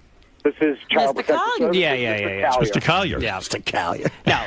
Listen, shut up, dude. Weren't you and your brother held up in that house? No, I think a lot of kids today. And look, I'm not writing a book on parenting, and I'm not saying. No? God. I'm not saying. I think you should. I'm not saying what I did was for everybody. All I know is you didn't say it. No. The book is called All I Know Is. This is a. Shut up! Who the fuck? Wait, shut let up. Mr. Collier No. say- I don't Mr. want Co- somebody on the air pretending. People are Mr. going to think Collier- he's really from Protective Services. Are you That's really all I from need. Child Protective Services? Yes, I am, Mr. Stern, and I listen to your show every day. I had to pull over on the side of the road because I'm so appalled with Mr. Fitzsimmons. Really? I'd like to set up an appointment. He's an inch away from sodomizing that child for real. No, it's more an inch. Just because I'm Irish, it's only an inch. All right, listen, we got to get on to something else. Yes, Don't please. do that anymore. Okay, thank you, Howard. Thank All you, right. Robin, for your input. I don't Let me think know that also guy about was what from. sunscreens would be best for me, because you're probably I gotta tell you suited to something. give advice on that also. I would suggest a That's what 15. your reaction was way over the top. Yes, it was. There were other steps you could have taken. Well, that's your opinion. That's my opinion. You could have donkey punched him. Someday, someday we'll see. My son will grow up, and we'll be able to check in and see how he I'm turned not out. saying your son will be completely damaged from this, but he is going to have a feeling about you that is less than, I should say, good. Yeah. Well, that's only for time to tell, Howard Stern. Yeah. Well, listen, go into therapy, ask a therapist about it, and change your ways before it's too late. That's my advice to you. My parenting Daddy is a can't be work in trusted. progress. Daddy can't be trusted. Well, Daddy can be trusted to do exactly, consistently No. what he says he'll do. Jeff the Drunk is on the air. Hi, Jeff. Hello? Jeff? Well, I don't hear him now. Where'd he go? Oh, Oh, yeah, there quickly. you are. Come on, you're wasting my time and everyone else's. My mother washed my mouth out with soap. Oh, my Look God. at what he turned into. All right, I made a mistake. I know. How did you feel when your mother washed your mouth out with soap? I needed a beer. Yeah, exactly. Did you have feelings of inadequacy? Yeah. Yeah. All right.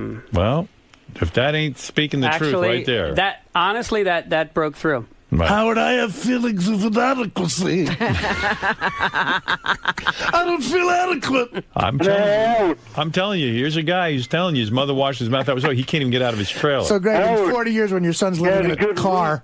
I tell you, I wish he'd wash his mouth out right now. Greg, you're getting a lot of shit in there, man, for how you discipline your child. It's really amazing to me because, I mean, a lot of people say this, but it's true with me. Like, being a parent is the #1 thing on my agenda. And I read a lot of books. I haven't drank in 19 years. Me and my wife talk incessantly about how to be good parents and send them to the right schools, the extra classes. And in one moment, I did that, and I never thought that it was really bad. And all of a sudden, I was surrounded by a committee that had decided my fate, and I got to think about it. I couldn't in there. You know, that's not a place you can be on a fence. You know, when you're in studio, you have to have an opinion that you defend.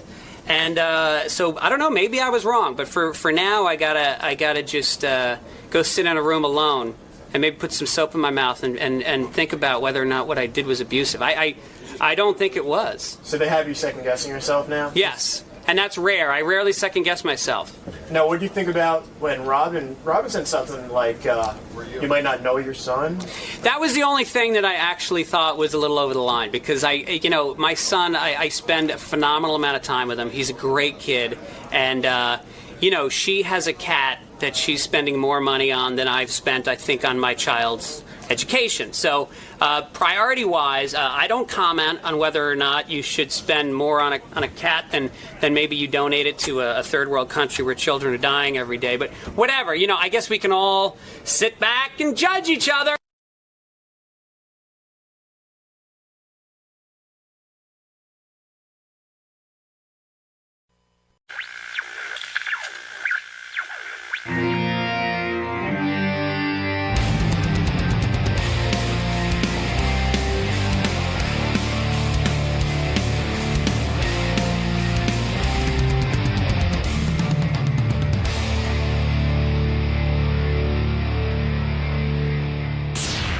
I've got that new iPhone, the one with Siri, the talking iPhone. Yeah, right. I don't know how anyone can use that. Why do you It's so say fucking annoying. I guess if you're in your car and you want to be hands-free and you want to text and stuff, I guess it might be good there, and I have a feeling in the future it's going to be great. But I'm sitting there watching TV. I was watching I was trying to catch up. I was watching the American Music Awards. And they had a commercial for the iPhone with that Siri, and they make it look so easy. Right. It's like you have a best friend. That Siri's so wonderful. And so I'm watching, even little kids are using Siri on the commercial, and they're asking it all kinds of things. They go, hey, tell me how to get to such and such restaurant or something like that. And everything they did in the commercial I tried to do, and mine wouldn't do it. Right. I told you, there's one woman who says, what's my day like today? Oh, it's not a bad day. You only have 2 appointments. Yeah, so I did that with mine. I said, but that worked for me. I went, what's my day like today? And it said, you have 5 appointments. It didn't say, hey, it's not too bad. Or, hey, it looks like you're busy. Right. It doesn't have that personality. Yeah, I'll show you. Like I said to it, how do I get to the Nobu restaurant on 57th Street? Because it's on 57th Street, it probably said to you. No, but it's really weird. It didn't even know what the fuck I was talking about. And like in the commercial, it's given directions to everything. I tried to ask it like the easiest question. I even sort of told Siri where I was. You know what I'm saying? It's supposed to know. Yeah, exactly. Like I was saying, well, I was even giving Siri the address of Nobu. It's like, what's the number for 1-800-Flowers? Yeah, exactly. And it still didn't know what the fuck I was talking about. And I'm not doing it wrong. I'm doing exactly what they do on the commercial. Here, look. I'll ask you for my appointments first. Hi, Siri. What's my day look like today? All fine. Didn't know. Oh. Watch. Didn't even know. Okay. What's my day look like today? Fucking piece of shit. What is going on? What's going on is it's not even hearing me. Sorry about this, but I can't take any. Please try again in a little while. Well, what's that all about? I think it's because we're in here. Maybe I don't have reception. Like it's blocked. Yeah, but fuck that. Right. But because I know that happens sometimes. I'm trying to use an app on the iPhone and it won't have any. Well, it won't bring in anything. It would be if we didn't have any phone service, but we do here. Right? You're on the internet here. Sure. Right. I'll try again. See, this is what I mean. This is what goes on. This is the reality. Here's the commercial. This is what you do. You're arguing with Siri. Oh, my God. Well, I turned off the TV, and I was like fucking smashing my phone. And look at this iPad case I bought. $36, you get a little zipper on the back. Isn't that cool? And what is that for? I just thought it looked cool. Oh. It's my case. You know, you need a case on the iPhone. I understand that. I was just like, is the zipper really functional? Cool. No, but look how cool it is. Look how cool my phone. And then I can tell my phone from everybody else's. Okay. I went on a website. I went on the website Stumble Upon, which I'm a big fan of. That I could not remember the name of that app. I hit the button to Stumble Upon, and it brought me to where you can get tons of iPad cases, like 600. It's a place called something 6. Shit, I can't think of the name. But it's got cool iPad cases like that, so I ordered one. Stumble Upon. I got to remember that. Yeah, let me just try it again. I'm asking it the most basic question that you see on the TV commercial. Well, so far, so bad. What's my day look like today?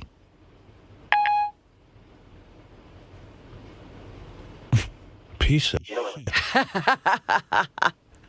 What's my day look like today, motherfucker?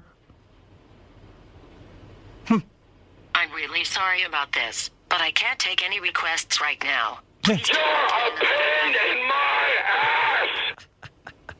It'd be funny if it said, looks like your day's pretty miserable. Probably more babysitter porn, you creep. And why would America's Got Talent pay you anything? Oh, my God. It would be good if he yelled at me. Well, you're yelling at it. It should yell back. Yeah, we should get into a fight. Here, I'll ask you the most basic question. How do I get to Nobu on 57th Street in Manhattan? It already cut me off. Oh, yeah. How do I get to Nobu on 57th Street?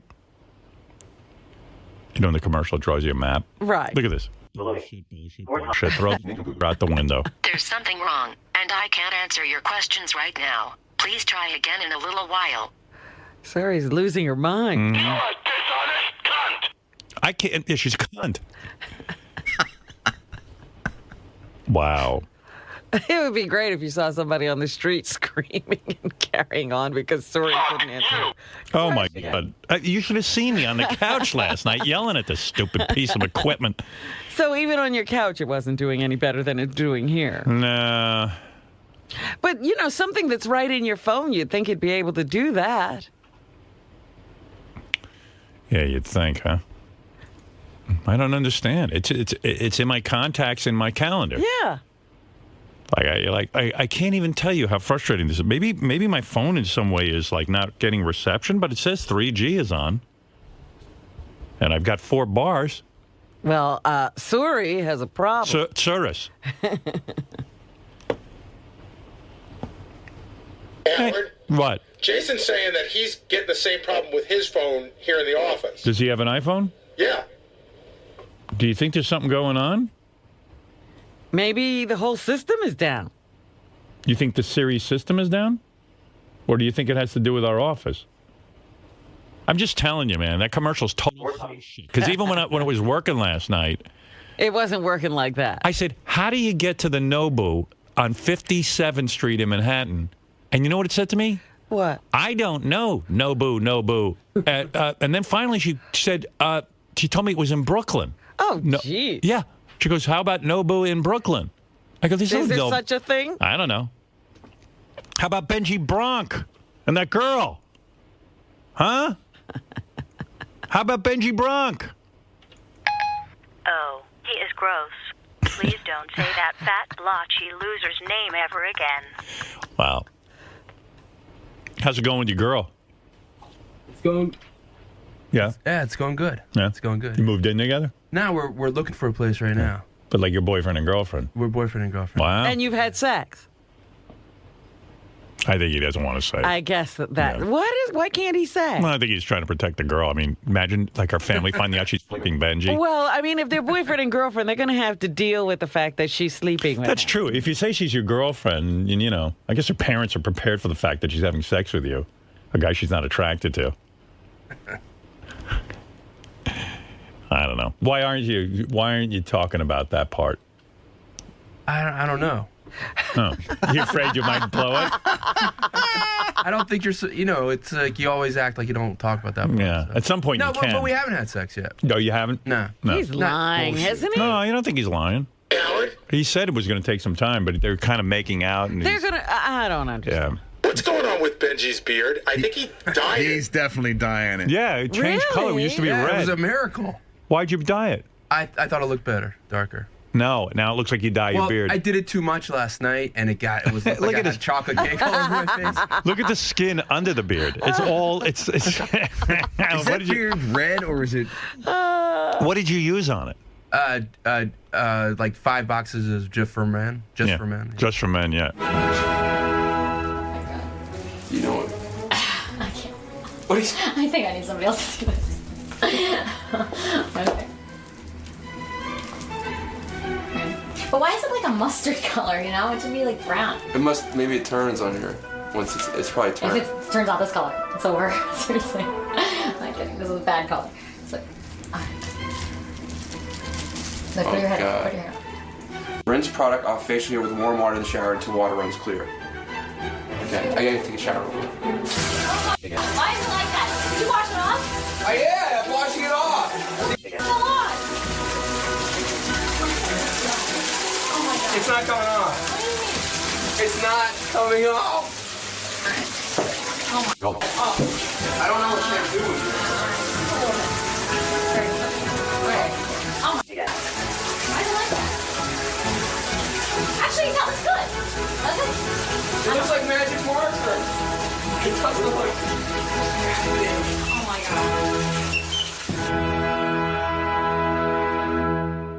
god. Oh, you look horrible. Well, it will fade out. I had to wash it like 1,000 times yesterday. Oh my God. Wow, he's doing everything to win the girl over. my You know, goodness. we got so many emails about Benjy and this girl, and her sort of saying, "Look, I'm not attracted to him, but maybe if he wore his hat all the time, and if he grew a beard, I might be more attracted to him." And like every guy was writing and going, like, you know, dude, get rid of her. You know, I know you're desperate for her, but good Lord, if a girl tells you she's not attracted to you, how do you feel good about it? This guy wrote, seriously, if you have to cajole a girl into bed, she is just not that into you. She's using Benjy for show access. There's a big difference between being attached, touching his arm all the time, wanting to make out all the time, and waiting to go all the way and keeping someone at bay. Sorry, Benjy. The good news is that if you ever do sleep with her, that Oxycontin will kick in and she will be bonded to you whether she likes it or not. I don't know what that means. Oxycontin.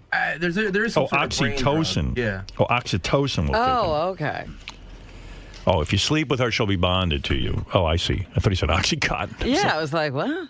Yeah. Hey, what's up? That's the other funny thing. Now, the guys on TV are pointing all this stuff out. Benji's also wearing, like, hip jewelry now. Did you see that? He's got, like, a chain on. He's got like a bejeweled. Yeah, like he's got a whole thing going on. How'd that come about? She gave it to me. But that actually looks very chick, by the way. Oh, yeah?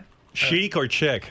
Chick. Chick as a chick thing? As chick, not yeah, chic. It's very Chick. girly. Let me see. I can't see what it is. I can't see it. Oh, there. It's like a panther, I think. Cat head. You don't even know what it is. You'll wear it if she gave it to you. Yeah, sure. Yeah. He's losing weight, though. He looks good. Yeah. Yeah, he's trying. He's trying to be attractive for her. How much weight have you lost now? Because it looks like you lost more over the week. A couple more pounds over the week. Yeah. But total, I mean, from the highest you've ever seen me, like 70. But like, wow, this is probably the lowest you've ever. Let me see. Stand up. Let me see if you're attractive. You do look better. Your face looks more handsome. Yeah, you look better. Wow, much better. Good Lord, you were disgusting. Now you're just gross. Hey, Chuck, yours isn't working either, huh? Maybe No, No, mine's not working either. Maybe Siri is down, but how could it be down? What is it that's Siri? She's depressed. You know what? She should be, because she fucking lies. We're looking for an article about this now, but Jason said this. We're getting a lot of calls. Everything on Siri goes through the Apple server, and it may be having some issues. Oh, wow. Okay. And she's really sorry about it. I'm really sorry. You should be. Paid enough money for you, and you're supposed to be the future. I am sorry. Siri, what's up? Can't answer right now.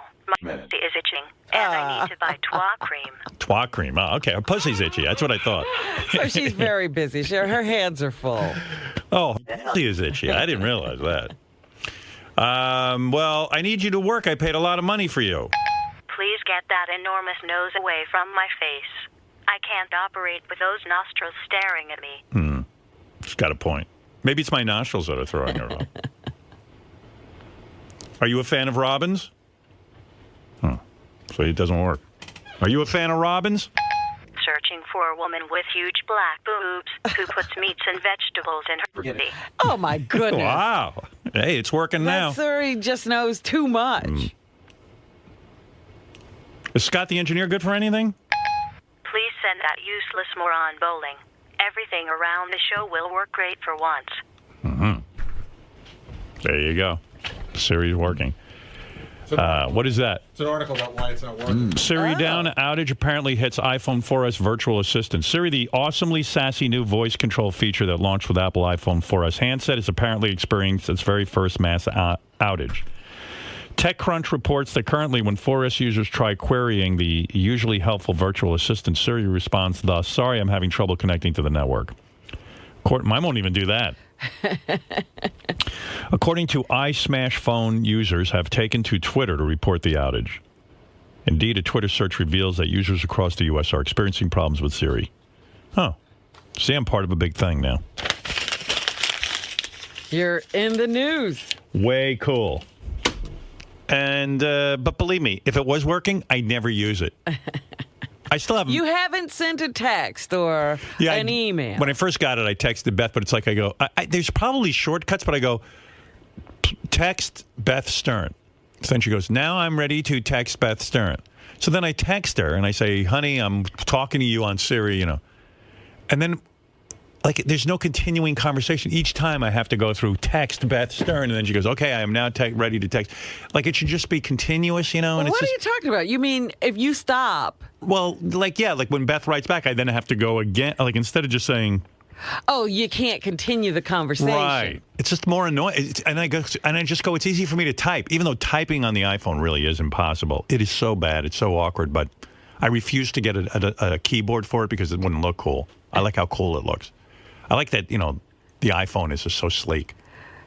I don't want to carry around one of those little... You don't want it to actually work. Yeah, right. I don't care if it works. I want to look cool. That's right. Right. Yeah, Patrick. Howard. Hey. Good morning. Hey, now. Can you guys please tweet out a picture of Benjy's beard?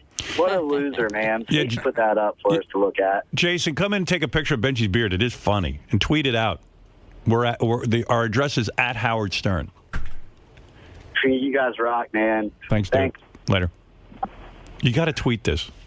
Jason, you're not dyeing your beard, are you? No. Yeah, I know. He's got a dark beard. Benjy wants to be youthful. You know what it is? Benjy lies about his age. Right, and so he has to keep up appearances. Yeah, I don't lie that much, though. Well, you do lie. I mean, but I would still, even if I was this age, I would have to dye. Even if you were, what? If I was that age, I would dye. Oh, even the age you lie about, you would still have to dye your beard. Okay. No, I'm just saying he's very age conscious. Yeah. I think he finds it embarrassing that he's this old and he's still working on our show, where he should have been sort of. Is that it? Working on the show. Well, he wants to be a young comedy writer. Yeah. Right. Just starting out. He passed himself off as a young comedy writer. And then we learned he wasn't so young. Young comedy writer. I changed my age in college. Yeah? Why? Because I took like 9 years to graduate. Oh, my goodness, Benjy. He's Van Wilder. Yeah. You took 9 years to graduate? That says a lot about a person. It says they're really into college. No, it says you're really a fucking loser.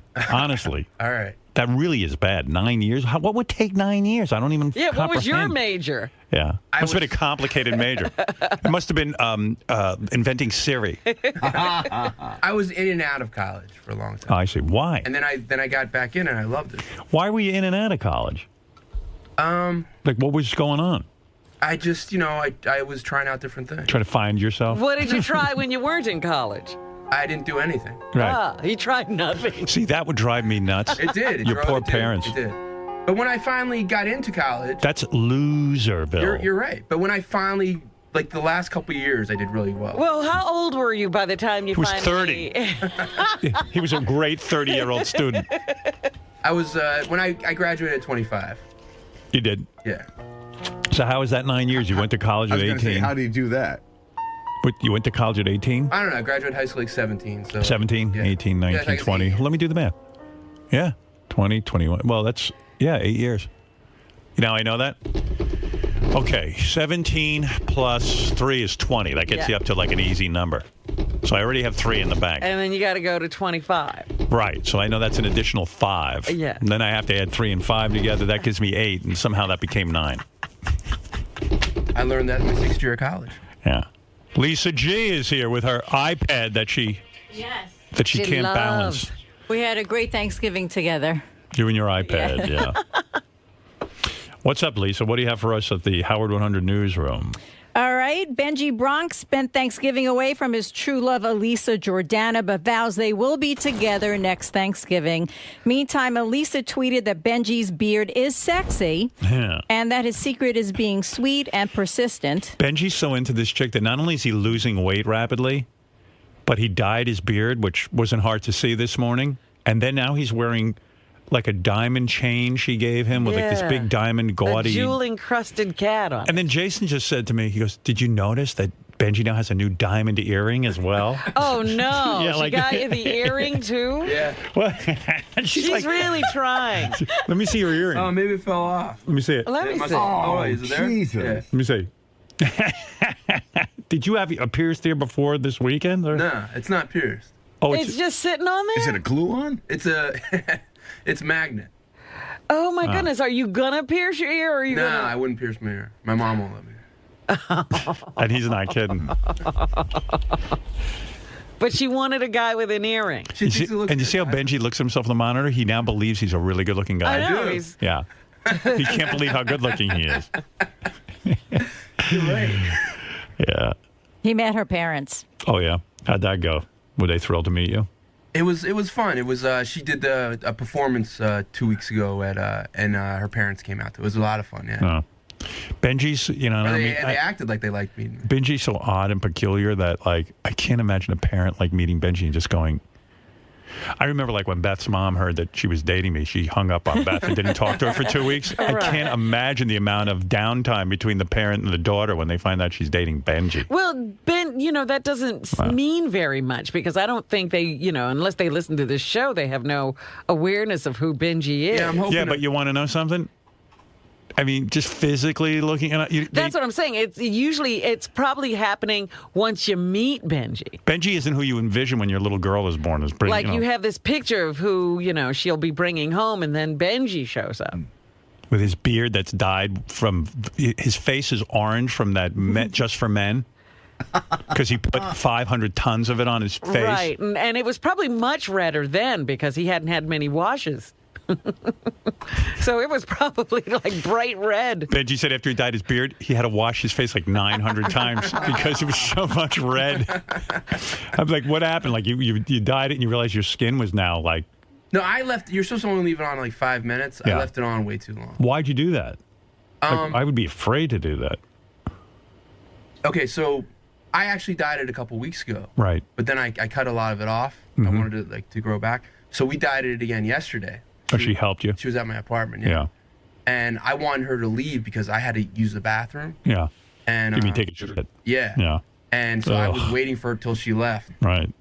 So that's why. So you didn't scrub it off until after she left? And you were holding in that turd the whole time she was there? Wash off the That's when you know you're in love. Shit. That's when you know you're in love. You're like, oh, I'm so uncomfortable, but I don't want to turn her off. Well, the night before, like that night, yeah. The night before, like I guess I say something funny. I left my apartment. To shit? Yeah, I had to go to a restaurant down the block. Because a lot of people who live outside of New York City don't understand that an apartment is the size of your closet. Right, it's a room. Yeah, so if you shit in front of a girl in your apartment, the whole place just smells like a shit. There's no privacy. It's not like you're in some big house. Wow. Yeah. You're really into it. Yeah. So that means a commitment on your part because you can't just leave. No, I can't. I'm not gonna. No, I love it. Oh, he won't be the one leaving. Right. No, that's all right. Are you getting sick of her yet? No, not at all. I'm not. I really. I don't know. We have a lot of fun together. Would you marry her? I would. Because you remember before you fucked her, you were kind of like, I would marry this girl in a minute if she's. Yeah. Now you fucked her. Now you don't want to marry her. No, I would if it keep. I want to like date a little bit. If I keep feeling this way, absolutely. Man. Because he always said, I can't imagine I'd meet the girl, but she's the girl of my dream. Now, remember, he also said that if he were ever to get married, it would have to be somebody who would be willing to allow him to date. Yeah. Is she that girl? Yeah, she doesn't want. She'd probably be happy if some other girl would fuck him. She understands that I have a thing for Lisa. I'd be committed to her. And faithful to her. I am faithful. Yeah. It's weird. Imagine Benjy climbing on you. And you know what it is? She's not attracted to Benjy physically, so she's like kind of forcing herself. She's trying to dress him up. I feel like he's a Christmas tree. She keeps hanging ornaments. Yeah, right. If you hang enough ornaments on Benjy, you'll be attracted to him. Like, how much jewelry can you put on a guy? Yeah, I mean, what does he have to do? Big breastplate. She's trying to make me look like Mr. T. So I'm getting a mohawk next. I guess my question is, so how good could the sex be if she's not that attracted? In other words, she's got to be dry. I guarantee you she's using a lube to fuck you because she's not attracted to you. Or she's dry for, like, you have to lick her for like an hour. Because, when a woman's not attracted to you, I've been with women who have, 99% of the women who are with me are not attracted to me. So I find it hard to believe. I think she is attracted to me now, though. You do? Yeah. Maybe this is too graphic, but is she difficult to get inside of? Like, do you have to work her for a really long time? So far, it's been about a couple months I've been working. No, you know what I mean. Well, that's true. You have been working her. It's taken months. It's taken months to get inside of her. I think just relax. Your self-lubrication should be kicking in any hour now. Get this picture. It's like landing a plane, getting her wet. When do you think you'll be wet? I have to go to work. I can only suck you for so long. His tongue fell out. My jaw is tired. I can't take it anymore. Oh my God, your thighs are red from my beard. You better be good at oral sex. But isn't that a turnoff to you when a woman can't get sexually aroused? We're not having sex intercourse. We're fooling around. And I think she's having fun. She seems. You're moving in with her, and you haven't had intercourse with her. Yes. What if she sucks? Are you insane? What girl sucks at intercourse? Girls who can't get wet. It does happen. No, she's a sexual person. Yeah, but not for you. Well, I mean, let's be honest. She said she's not attracted to you. Listen, when we're kissing and in bed and just having fun, she seems to be attracted to me. That's what she tells me. Pretend I'm Chris Martin from Coldplay. All right, mate. I'm going to talk like a British fellow. I'm going to talk like a British person. I think when a girl likes... Tape a big picture of Chris Martin over your face. I've tried. No, but if a girl's What is that thing hanging from his neck supposed to hypnotize her? Yeah. You will be getting wet. You will be getting juicy. I think what I'm picking up is they're flirting, but Benjy's acting like they're still kissing. That's what I think. I think if they're moving in together, it would be a wise idea to maybe see if you're sexually compatible. We are. I'm attracted to her. If you're... No, I know you are. That's not the issue. I know you're attracted to her. Right. The issue was she was point blank on this show, said she's not sexually attracted to you. I think she is now. Yeah. Guess what? Girls know that in 1 minute. They know it, and it doesn't change. I think it does. Yeah, okay. Well, guys like to believe that. I'm hypnotizing myself. Lisa, Robin, you're the two ladies in the room. It doesn't change, right? I mean, you know right away if you're sexually attracted to a guy. Yeah. Yeah. I mean, I'm saying physically attracted. Right. Yeah. I mean, your feelings can grow from there, but you might say, hey, he's really attractive. Well, Let me get to know him. I've But, also lost a significant amount of weight. oh, yeah. And you know how sloppy that looks on you. You have all that hanging skin. That can't be fun. That can't be delightful. I don't take off my shirt. Dude, you don't? No. I've always said when I take off my shirt, it means I'm trying to break up with a chick. Wow. Because he's got like stretch marks on his tits. I mean, it isn't pleasant. He's almost better off fat. It stretches out the stretch marks. I know his flaws. I've been with this kid a long time. I have extra dark rooms. No.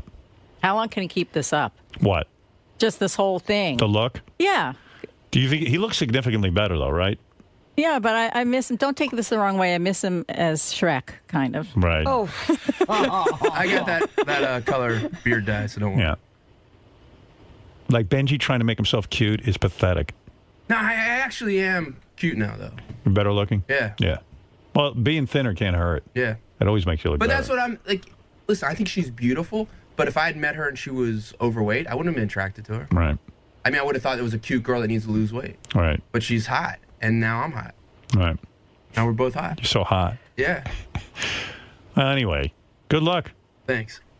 I just wonder what the dynamic is there. Maybe you can take their wedding photo. Benj, can I get one with you? Benjy, superstar with that beard. Ghetto superstar. Very handsome. Like it. Yeah, but the hat is throwing a shadow over his nose. That is 100% More shadows is better. You want to lift your hat up? I'm just teasing. Huh? See, take that light. Oh, no, here's what I want you to do, Benjy. Not that light, but look up. Yeah, look up like that. Look up at that light right there. Look up. Now twist your profile. Oh, good. No, you look good. Now wait. Here. Oh, it's got a little show you right something. there. Here. Turn your body this way, and turn your neck toward there.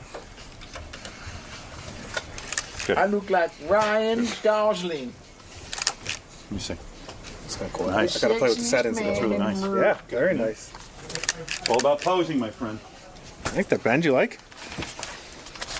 I don't know. I don't know until she sees it. You don't know anything. You gotta wait.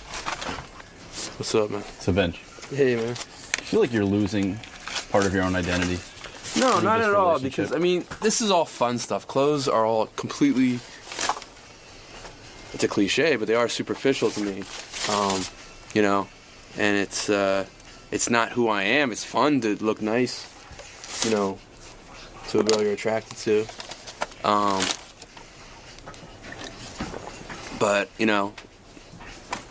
if these are all just decorations, Yeah, but you've never been one to conform or fall in line. I don't think that's conforming. I think it'd be much more conforming to everyone saying, "Oh, you're doing this, you're doing that," Yeah, but she's sort of directing you on what to do and how to look. I trust her taste. I like it. I like looking good to her.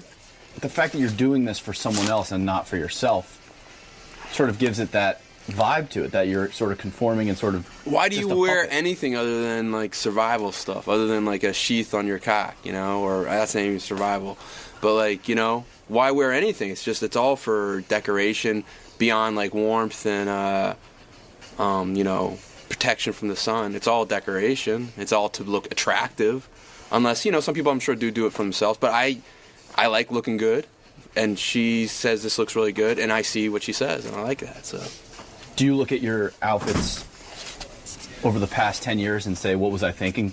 Elisa has it right, and I had it wrong? Sometimes, a lot of times, I think I've lost a lot of weight. That helps, and I think she has an incredible sense of like what makes someone look great. Now, what if she suggested something to you and said, Benjy, I think it would be great if you, I don't know, turn that beard into a goatee, and I want you to have 2 earrings and we've discussed this shirt. Just supposed, just a supposed situation. Sure, why not? But you didn't like it. You weren't too sure. Well, would you speak up? If I didn't like something, yeah, of course. But it's not like, yeah. How extreme or how far will you go to make this woman happy? To me, this is not extreme. But I'm saying this is the start of, it's a mentality that, she says jump and you say how high. I don't think so. I mean, I love that she's, trying to make me look nice, and I think this looks nice. I think I look better than I usually do. So, As long as you're happy and as long as you're on board. Yeah. She says I'm very happy. No, I'm just kidding. I am very happy.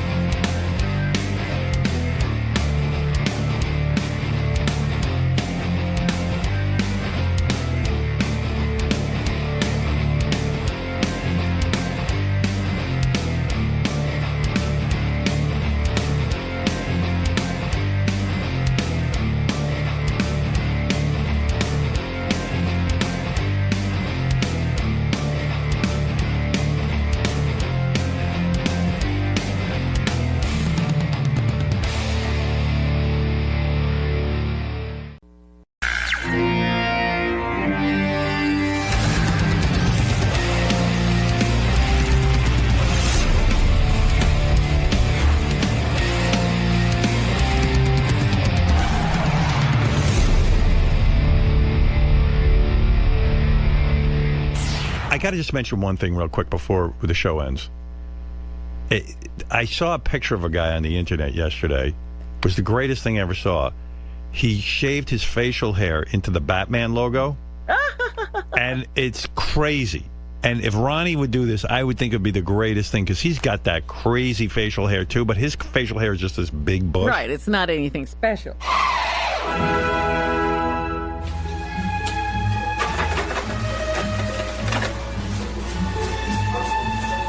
I think it's kind of sexy.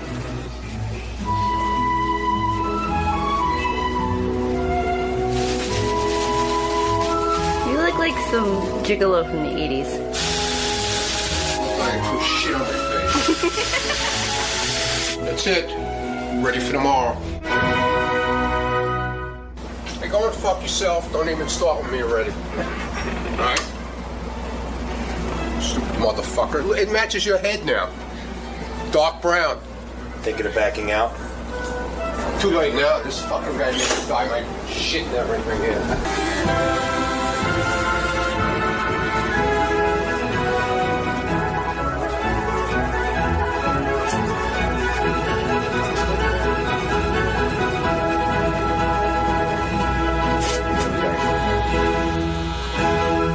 I guess. It looks good. Get out of here. Oh, hey, I got to interrupt whatever dumb stuff we're talking about, because something big is happening right now. What's that? Ronnie, the limo driver, has been in with the hair-cutting guy, Mike the barber. Uh-oh. And I saw his mustache this morning. He had dyed it dark brown. And Ronnie now has the Batman logo. He should have the Batman logo on his face. They've been working on it right now. Wow. Look how good that looks. Oh, no. Oh, that's funny. You should keep that forever, Ronnie. Ronnie, it's much better than your normal mustache. Holy mackerel.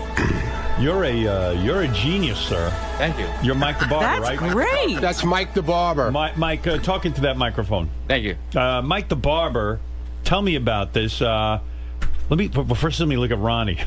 Yeah, let's take that in. What should I do for you, man? Look at that. That is funny.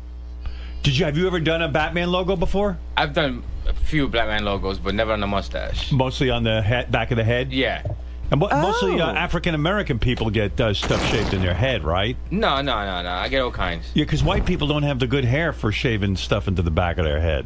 But white people have been doing it lately. Have they? Yeah. Yeah? Getting a lot of white customers down there? Yeah, cool. Look at that. And how long will his mustache stay like that? Probably like a week or so, right? Yeah, about a week. How fucking wow. Ronnie's got the Batman logo on his face. That is great. Can I say something? You look 50 fucking times better with the Batman logo than that other than shitty... your regular crap, yeah. Did you see his shitty mustache that he had? I wouldn't call it shitty, but I think this is better for him. Me too. It gives him like more face. Yeah. Yeah, but look at the color. It's stupid. Yeah, but he wouldn't know it's the Batman logo otherwise. Oh, I can't wait for him to go out on the street. I went out on the street this morning like this, before it was done. People were staring at him just because his beard and his mustache was so, like, dark. Almost black. This looks cool. And you wanted me to do, this is dark brown. You imagine if I did black? It's about this is great. This is perfect. Look at that, man. That is fucking beautiful, dude. Don't you love it, Ronnie? I haven't seen it. Oh, they didn't let you see it? They didn't let me see it. Here, put it up on the TV. Look at that. I'll ask you all about how you get that done, and look at that. Fucking cool. That's the Batman logo. You like it, Ron? Yeah, it's kind of cool. Yeah. It is. Yeah, you look better. Yeah, it's kind of cool. Your other mustache takes up too much real estate on your face. I don't know what that thing was. What do you think of it, Fred? I think it's terrific. I think you should go with the black. No, he likes it brown, but it's about the same. Yeah, but you got to make a statement. It's good. I don't know. It's, one side looks thinner than the other. Ronnie, no. That's a good shape for his face. No, you're staring at it the wrong way. Let me see. Look at me dead on. No. It's even. Is it? This fucking man knows what he's doing. You're uneven. All right. What'd you use, a stencil, or you do it freehand? Freehand. He did it freehand. Yeah. Wow, that's good. Ronnie's a superhero. You think one side's thicker than the other? Well, if one side he has more hair on it. I see. More porous. He has more hairs growing out of one. Oh, than the it's other. Ronnie's fault. Yeah, okay. I'm half a wolf. Of course it's my fault, Robin. It's always my fault, according to you. I bring some spray. You can spray it in? Yeah, you got to spray that area in, man. So, anyway, this is Mike the Barber. He gave Ronnie the Batman logo right on his face. I love it. I love it. Mike, where's your shop? The Bronx. In the Bronx. Yeah. You say you charge $40 for designs on the head, $20 for facial hair. That's pretty reasonable. Yeah. Pretty reasonable. Yeah, that's nice. So if Ronnie wants to maintain this, it would cost him about $20 a week? But yeah, just about. Yeah, right. Wow. Ronnie, you're a walking piece of art. Yeah. Wow. Mike says tribal designs are most popular. You once had a request to put a swastika on a guy's head, but you refused to do it. Yeah. I yeah, right. I threw it off. Because what are you, like a black guy? No. Dominican. You're Dominican. Yeah. For a Dominican guy to do the swastika, it's almost like you're supporting a guy who wants to annihilate you. Yeah. Right. So what do you mean? You're not black, you're Dominican? Dominican, yeah. Well, what does that mean? Well, I'm from the Caribbean. Yeah, Dominican, right. Dominican But you're Republic. black, right? He doesn't look black. What are you talking about? What'd you say? He doesn't look black. Well, he's a black guy. Everybody who's not white looks black to Howard. He looks he like a Spanish dude. Right, he looks Hispanic. Yeah, right. but I would think people would think you're African American. No. I don't think so. Not at all. Fuck yeah. African Caribbean. Hell no. Everybody. No. What? He This doesn't. guy- I didn't think that when he walked in. I Not at did. all. I said this dude's African American. I was like, he's Hispanic, and then you listen to him. Of course, he's Hispanic. Yeah. I got Yeah, but you're a Hispanic black accent. Spanish guy. Yeah. You can, Right. you can say that. he's, Father's black he's Spanish. not. He's very light, Howard. He's light-skinned and his black hair man. is straight. Yeah. What are you talking about, dude? Anyway. Why you Whatever insult you my are. barber for? Howard is just terrible. He's What- next. I'm No, no, I'm saying- Batman back here on you. Whatever you are, I'm saying it wouldn't go with the Nazi kind of thing, you know. What does go with the Nazi kind of thing? Who do you ask for that? You got to get like a super white, like Swedish dude to carve that in your head.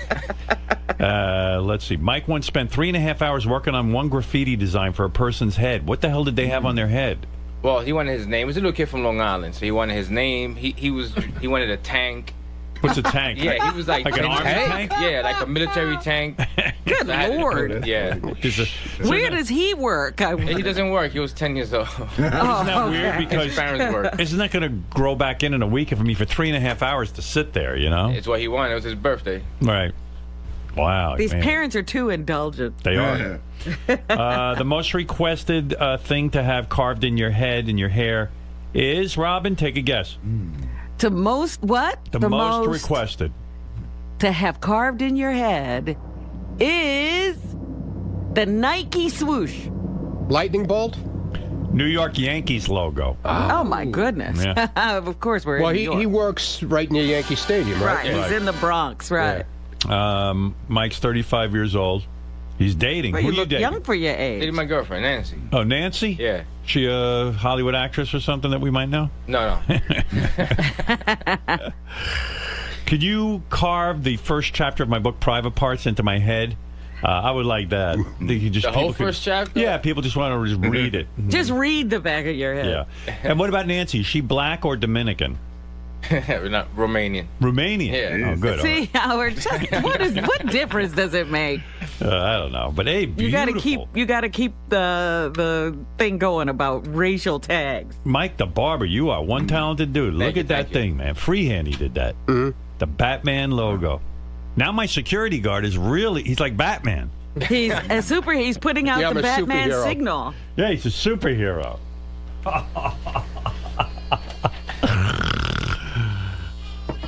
Wow. I think you ought to keep this, Ronnie, really. I do, too. I think it's much nicer than his other mustache. Because his other mustache is too big, right? Yeah, it was too much. Yeah. Now he's got like a nice Like he was grooming. growing a hedge on his face. Yeah. And Ronnie's really embracing this whole Batman thing. This morning, he picked me up in the Batmobile. That would be cool if you now started driving a Batmobile. Yeah. I was going to be really mean, and I was going to, when we told Ronnie we were going to do the Batman logo, I was just going to have you like shave a cock and balls right into his face. And then when he looked at it, he'd cock and balls. A cock going into his mouth. He had enough hair for cock and balls and pubes. Yeah, you can put the balls right here. Nice. Can you imagine? He looks in the mirror and he's like a cock and balls. I didn't have the heart to do that to him, though. No, you wait for the tattoo when you do it. Yeah. Well, I'm wondering if she's turned on by it as Lisa G, because she's like so into She Ron. wanted to kiss me before I did it. She what? She wanted to kiss me. Good luck before I did it. Wow, she's just thinking. She's in love with you now. She wanted to just start like kissing you again. She wanted to give me a good luck kiss. What do you make of all that? I don't know, man. Wow. She's in love. In love. Do you know over the weekend she went out and bought a Yosemite Sam blow-up doll? No. To pretend that she's with Ronnie? I say. Wow. Yeah, Lisa G spent the weekend pulling mustache hairs out of her throat. And she had like, she couldn't get the smell of Mambo off her for like 2 days. That's good. Yeah. She's so into It's a Ronnie. good thing. She's already writing her next book, Sex Lies and Ronnie's Cock. Yeah,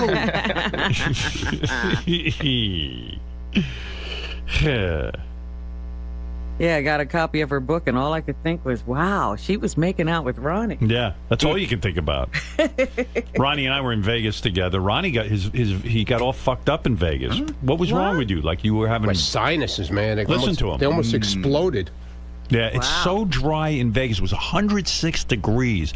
You put your foot down, like by the pool, and it was like burnt hamburger. Horrible. Like you couldn't put your foot down on the pavement. You couldn't have bare feet. You couldn't breathe. And when we left, it was 111 degrees. Yes. Wow. Crazy. It's crazy, and it's so hot. Like, my wife and I got to go to dinner the first night, and we were going to sit outside because I love the heat. Yeah, you lasted about 30 seconds 30 outside. seconds. I couldn't breathe. You don't love the heat that much. Not that it was much. horrible. Oh, my God. And then it dawned on me, we're in a desert. You're not supposed to be in a desert. No man lives in a desert.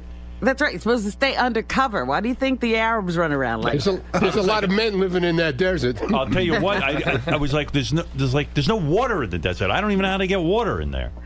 You know what? That's what you should have done. You should have been in one of those white things with a band around your head. Well, you want to know something? You could stay at the pool. I'm telling you, you got to be so careful in the sun. I was so covered up. I was like freaking out. I went out to the pool. We had, when we first got there, the day we traveled, I ran out to the pool. The only day of free time. The only day of free time. And I went out there and like you know who was there? Dina Myers. Remember her from Starship Trooper? Oh, yeah. Yeah, we had her on the show years ago. She was out there in a bikini. It was fun to look at her. And she was with her husband and stuff. And I was there and I just ran like a bitch right into this little tented area because I didn't want to get any sun on me, man. It's so fucking hot. It's intense, right? Yeah. You get cancer within 5 minutes out there. It was brutal. How do people live in 111 degrees? And Ronnie said he had blood coming out of. Didn't you have blood coming out of your nose? No, Joe was coughing up blood. Oh my God! Because it's so dry. Dry, yeah. They call it Vegas throat. Well, my nose was like so dry that like you feel like you have boogers in there, and then you blow them, and nothing comes out. Yeah, it's like cement. It's dust. It's like dust. Cement. Cement. It's like cement. Well, they do have dust storms and stuff out there. It was fun. And then you drink so much water, you get up like 7 times a night to pee. Right. Bad part. Although Ronnie told me a lot of it was just squirting. It wasn't pee. Exactly. It wasn't urine. I got thirsty and I squirted on myself. He would have had a drink, a nice drink. I need a drink. I was squirting. Yeah. This is squirting. This is not pee. That's right. It's not. Mike the Barber, This is Ronnie says free that cum. you Does your girlfriend squirt, man? What? I can make up. What? Yeah. What? Yeah, she does. She does? See? No, You think it's pee? that's not pee, right? Tell him. Nah, I don't think it's pee. Right. All right. Do you take a nice drink? Take a nice drink, man?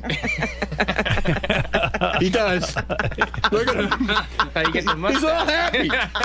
Well, anyway, Ronnie, you look great with your Batman. What do you think of it, Will? Isn't it nice? Ronnie's Batman. It's fantastic, right? Right. What do you think of it?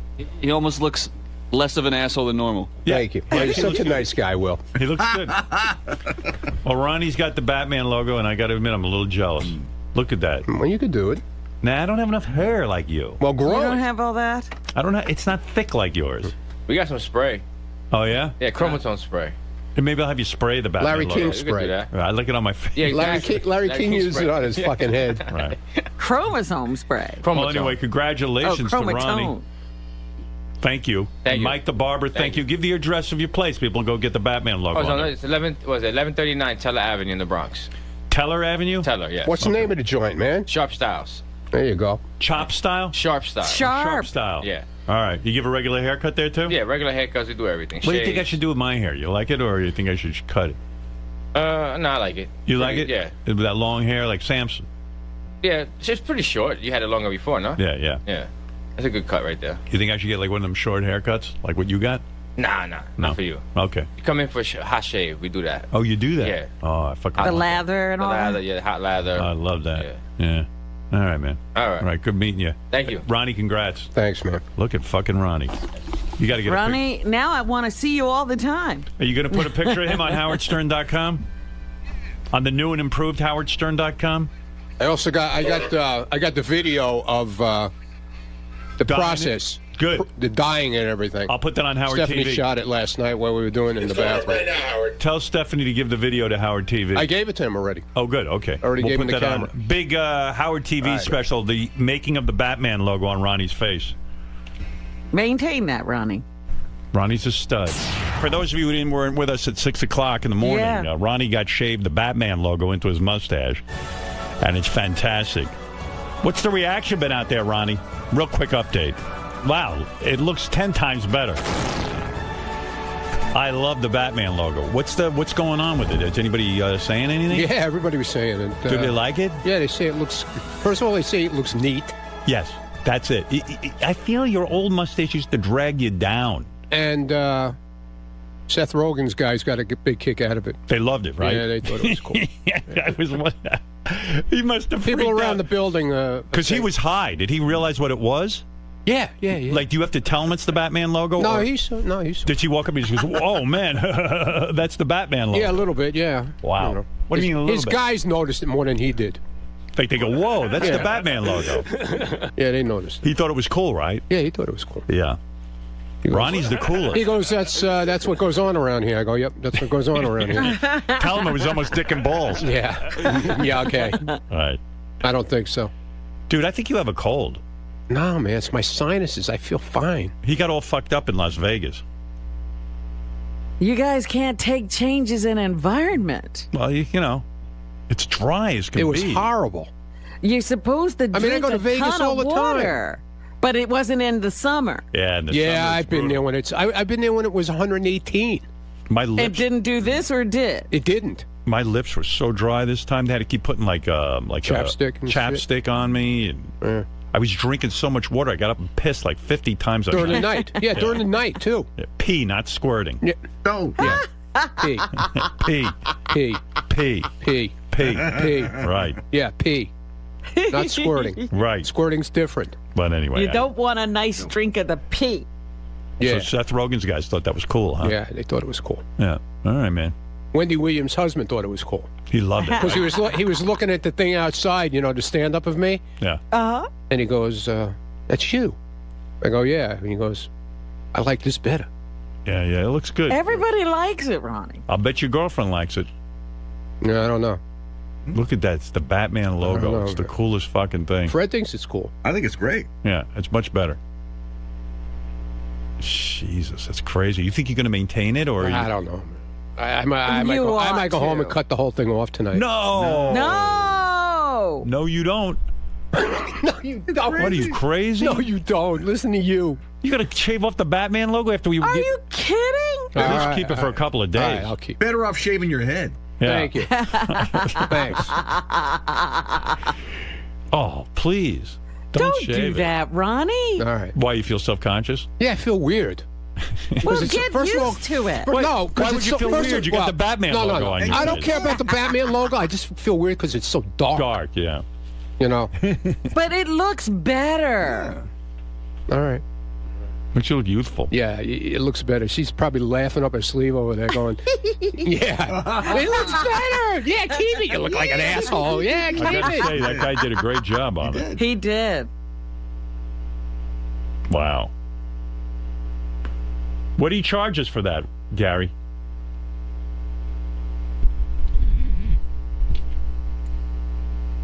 Uh-oh. Nobody's answering. What's like $40? Yeah, he must be busy. Broke the bank. He doesn't want to tell you. Yeah, that's our whole budget for the week. Ronnie's mustache, he's going to go shave it off. Yeah. How much? 40? Yeah, thanks. $40. It's worth every penny. You're not even that into Batman, are you? No, I love Batman. Oh, you do? Okay. Yeah. Be proud, man. Don't be self-conscious. Batman, Superman, and the Lone Ranger's coming out, too. Did you see that? Lone Ranger looks Wow. pretty good. Yeah, Hey, the Lone Ranger. Maybe we could shave your eyebrows into that mask he wears. Like Ronnie's an older guy with a big Batman logo on his face. Idiot. Wait till kids see that. They're going to go crazy. Yeah. Hey, they're Gonna gonna love you. Hey, there's Batman. Yeah, I got to walk around with a cape now. No, you don't need that. You got the logo right on your face. All right, we're going to take a break, and then we'll get to the news. Mike. Yeah. First off, nice job. Thank you. Secondly, where can Ronnie go from here? I mean, what's the next step for a Batman mustache? Does he have to start over? If you want to start over, or if you're going to keep it, I think he's just kind of liking it. But there's nothing you can adapt to a Batman. I mean, once you're in the Batman mode. Well, let me see. I mean, if you let something grow in, yeah. Ron, we're just saying, where do you go from here? What do you mean, where do I go? I go to work. Not in a literal sense, with your, with your mustache. Like, where can you go? Like, you have to start over. Wonder Woman's vagina is next. Right here. Mr. Mund. Yeah. Are you reconsidering your previous idea of shaving it off? Yeah. Since the boss man likes it so much? Yeah. Are you kidding? No. Yeah. Why not just dye it a little bit lighter? I gotta wait for it to grow out, dude. I can't just dye it lighter now. Throw some Just for Batman in there. No, but if you put something lighter on, it's not gonna do anything. There's a method to your madness. I should have got like a rinse thing that washes right out. A ton of people have told me it's like their best album. Check out blackspot.com, which is the JD, you're a big Ronnie Mund fan in general. And the world tour. Not true at all. Do you like this summer facial hair pattern better than the old one? I do. Album 13 is out tomorrow. Why don't you do something now? Why would I have to do something? Why not? Because I don't really... Do Wonder Woman's pussy right on your chin. No. Yeah. Grow a big bush right here. I don't have the facial hair. No. Just grow a bush right here. Right down here. And cut a hole in the middle, like a slit. With a geezer. And then, new songs in almost an you know what I'm saying? Brand new Black Sabbath. And then the pink will show through, and that's the pussy. One of the most influential... And you leave a little piece of hair on top. That's the little hairy clit. Sabbath. I'm glad you got that on camera. 13. Sorry. That's a good idea, right, Greg? I think so. I think you have a beautiful mind and a beautiful mustache right now. Yeah. Thank you. I have to write some sex tips now. Leave me be. Jimmy, you're on the air. Hey, Alex. Hey. Are you going to be running for vice president with Jesse Ventura? Yeah, a lot of this is heating up all of a sudden. Did you notice that? Yeah, like there's a whole bunch of newscasters now covering the fact that I think Jesse Ventura was out sort of doing his rounds and, on the talk show circuit. And right. He's been talking about that he's really seriously going to run. And he's, right now, wants me to be his vice president. Well, didn't you agree already? No, I didn't agree. I just said I was going to think about it. What I love about Jesse is, he doesn't even, say it as a joke. He's just like, hey, man, I want Howard Stern because Howard Stern's a good dude, and he wants me to be vice president. He doesn't, he treats me seriously as his vice president, which is crazy. But I love that's why he probably won't win. No, he'll win. Jesse and I have discussed that 2016 is the opportune time for us because there's, if you notice, there's not really any good Democrats after, maybe Hillary will run, but she'll be old, and, who's the Republican? Nobody sort of popped up as a main contender. Yeah, and then, on the Republican side of things, Chris Christie would be great, but those fucking maniacs in the Republican Party will never accept him as a Republican. They think he's a liberal. Because they're assholes. All the conservatives now are all fucking crying because their precious Tea Party got investigated by the IRS. The IRS did something really kind of shitty. They said to the Tea Party guys who, whenever they see something like a Tea Party thing looking for tax-free, tax-exempt status, they slow down the application. And now they're all whining. Well, this has been happening to me for years. And you're not the only one. This happens in every administration. It's happened to, just because now it happened to Tea Partiers, it's a big deal. Oh, now they're all crying about it. But if you notice, it's happened to me twice. Once with the FCC in terms of the SiriusXM merger. That was because of me. They purposely wouldn't put it through a government agency and let the merger happen. It had to be scrutinized to the nth degree. Closer than any two oil companies getting scrutinized. And the other time it happened was when the FCC again decided to fine me. And in order to put pressure tactics on the people that employed me, they went ahead and delayed all of the licensing for Infinity Broadcasting, which had nothing to do with anything. They just fucked them up until they forced them to pay. It's racketeering. I said it at the time. And this is actually what government agencies do when they want to exert power over people. And not one of these fucking crybaby Tea Party conservative motherfuckers came forward when this was happening. They didn't care. It. And none of the liberals cared either. Fuck them both. And Jesse Ventura and I are going to clean things up. They want to make this like it's a Democratic thing going on. No, this goes on. No. Don't worry. When I become vice president, I'm going to use every government agency to get at all my enemies. So don't think it's stopping. It's going to get worse, not get better. Oh, yeah. Because your enemies list is long. Oh, wait till you see all the radio guys who won't be able to get licenses. I'm telling you. Anyone who works in terrestrial radio, they're not going to get any water for a month. It's going to delay it all. Yeah, Mike, you're on the air. Hey, now, how's it going, man? Hey, I think it's funny, like you said, that Jesse is telling everyone, I have asked Howard Stern, and he's giving it serious consideration. When are you going to let Jesse know that there's no way you're going to let the American people know about your finances or your kids' backgrounds or all that kind of shit? Well, I told him that already. My kids' backgrounds are... Well, if you run for office, they're going to go, you know how they do. They go through your whole family, basically. Right. So you're not going to expose your kids to that kind of exposure, are you? Well, I'm not... First of all,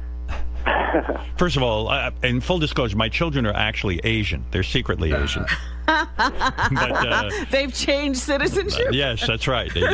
No, but in all seriousness, I've told Jesse it would be a long shot for me to run. And you know what it is? I can't say no to anything. That sounds like really exciting to run for vice president with Jesse Ventura. So I can't even... It kills me to say no, because how funny would that be? How great would that be? Like, we'd have to be, going around the country campaigning. It would the debates. Oh, the debates. The vice presidential debate. Can you imagine the vice presidential debate? Because I got a feeling the two of us could probably get enough, sort of action to get on all the ballots. So, they'd have to include us like they did Ross Perot. I'm pretty sure I could get enough support to get us all on the, between me and Jesse Ventura, we could get on a ballot. Yeah, you know what? But I'm thinking you're complaining about the workload of HET. Oh, that's the problem. That campaigning is nightmarish. Well, if I have to fly, forget it. I'm not campaigning, and that's Well, you can campaign on a bus or a train, but you're there all the time. Oh, I won't do that either. I'm just thinking I could campaign on Skype from my house. You know, so little town hall meetings. I don't want to tell him yet, Mike, because I'm having too much fun with it. Gary, Jesse Ventura is obviously taking Howard seriously. You know, considering a run for president in 2016. If this gets legs, if this continues, how seriously will Howard take it? I don't know. I've been down this road before. He was almost the governor. Right. First of all, Howard should be the president, not the vice president. Howard just plays second fiddle to anyone. It'll probably get far, but, you know, there are, you know, I think it's really hard for Howard to leave this job. You know, it's a pay cut to go be vice president. It's true. But when things got very real in the gubernatorial election, he sort of bowed out gracefully at a certain point. Yeah, that was a pay cut, too. But this is the highest office in all of the land. No, it's the second highest office. Well, but he'd be right there. I mean, one heartbeat away. Heartbeat away from being, you know, the head of this country, the head of the world. It would be interesting. It would be interesting. I wonder if I could be his media director. Do you think he would actually push it, though, or do you think he would right away decline? Do you think he would use this to his advantage in any way? I think he would use it to his advantage for a little while. What are the odds of Jesse Ventura actually following through on this, in your opinion? Well, listen, we didn't think he'd run for governor, and he ran and he won, so anything can happen.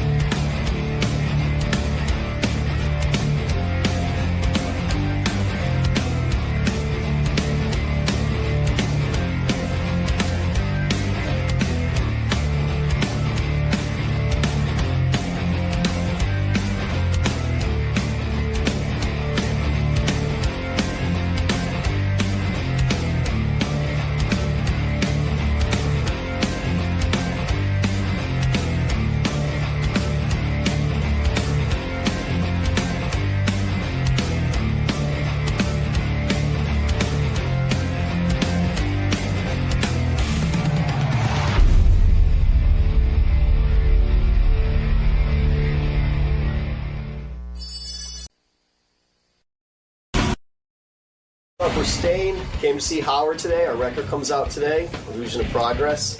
Always excited to come be on the show. All been listeners for a bunch of years, so it's an honor to be here as always.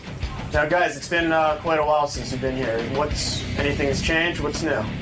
New record. That's basically it. Back out on the road right now. We'll be touring the rest of the year, next year, and just promoting the record, working. All right, cool. Have fun in there, guys. Thanks. Good morning. Welcome to Sirius Satellite Radio. Another morning, another fun show.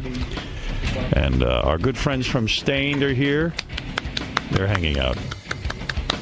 They're Hey, talking guys. over there. What are they talking about? I think they're high.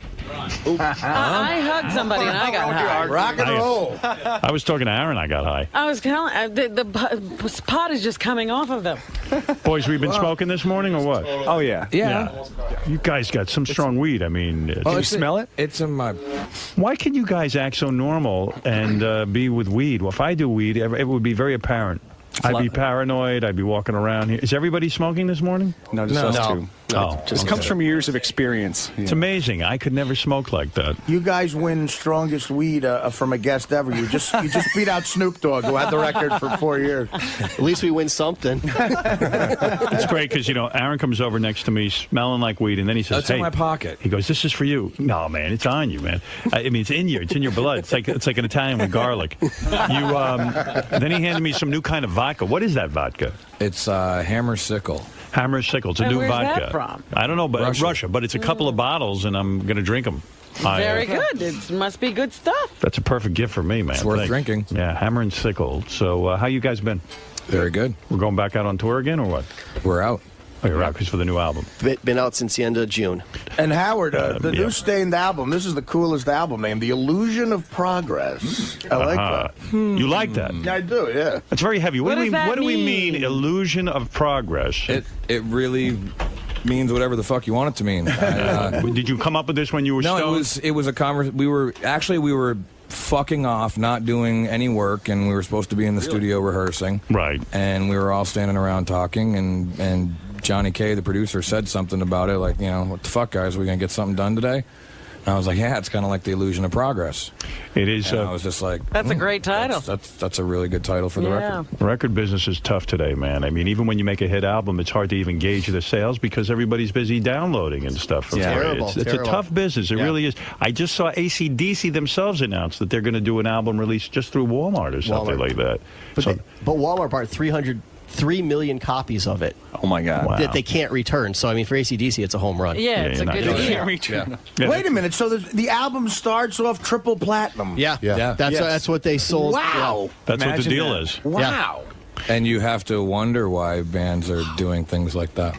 Yeah, right, exactly. Well, because I got to tell you, it's a non-returnable thing. Once they take them and you get paid, it's done. Yeah. Wow. Well, you guys have sold around 10 million albums or something like that, right? Maybe a little more. Maybe a little more. 13 million albums, and you got in just in time before all this free downloading started. You know, who knows where you would have been? You know what I mean? It's upsetting to me, actually. I don't like to see this. The biggest shame to me is that we just spent 7 months trying to make the best record of our lives, right? And you hope that somebody downloads a single. And the single's not necessarily, to us, I mean, they're good songs, because we wrote them all, but some of the most, adventurous stuff that we've done, the stuff that shows the most growth, people probably never hear because they download a song, and you don't get to hear the whole record. And we try to make a record that's listenable from beginning to end. Yeah, records used to be a journey, even like The Who, like did a rock opera. Exactly. And we try to make something that's, it can entertain you the whole way through. It is much harder for bands today than it ever was in the history of the music business. It is really difficult, and somehow the art of the album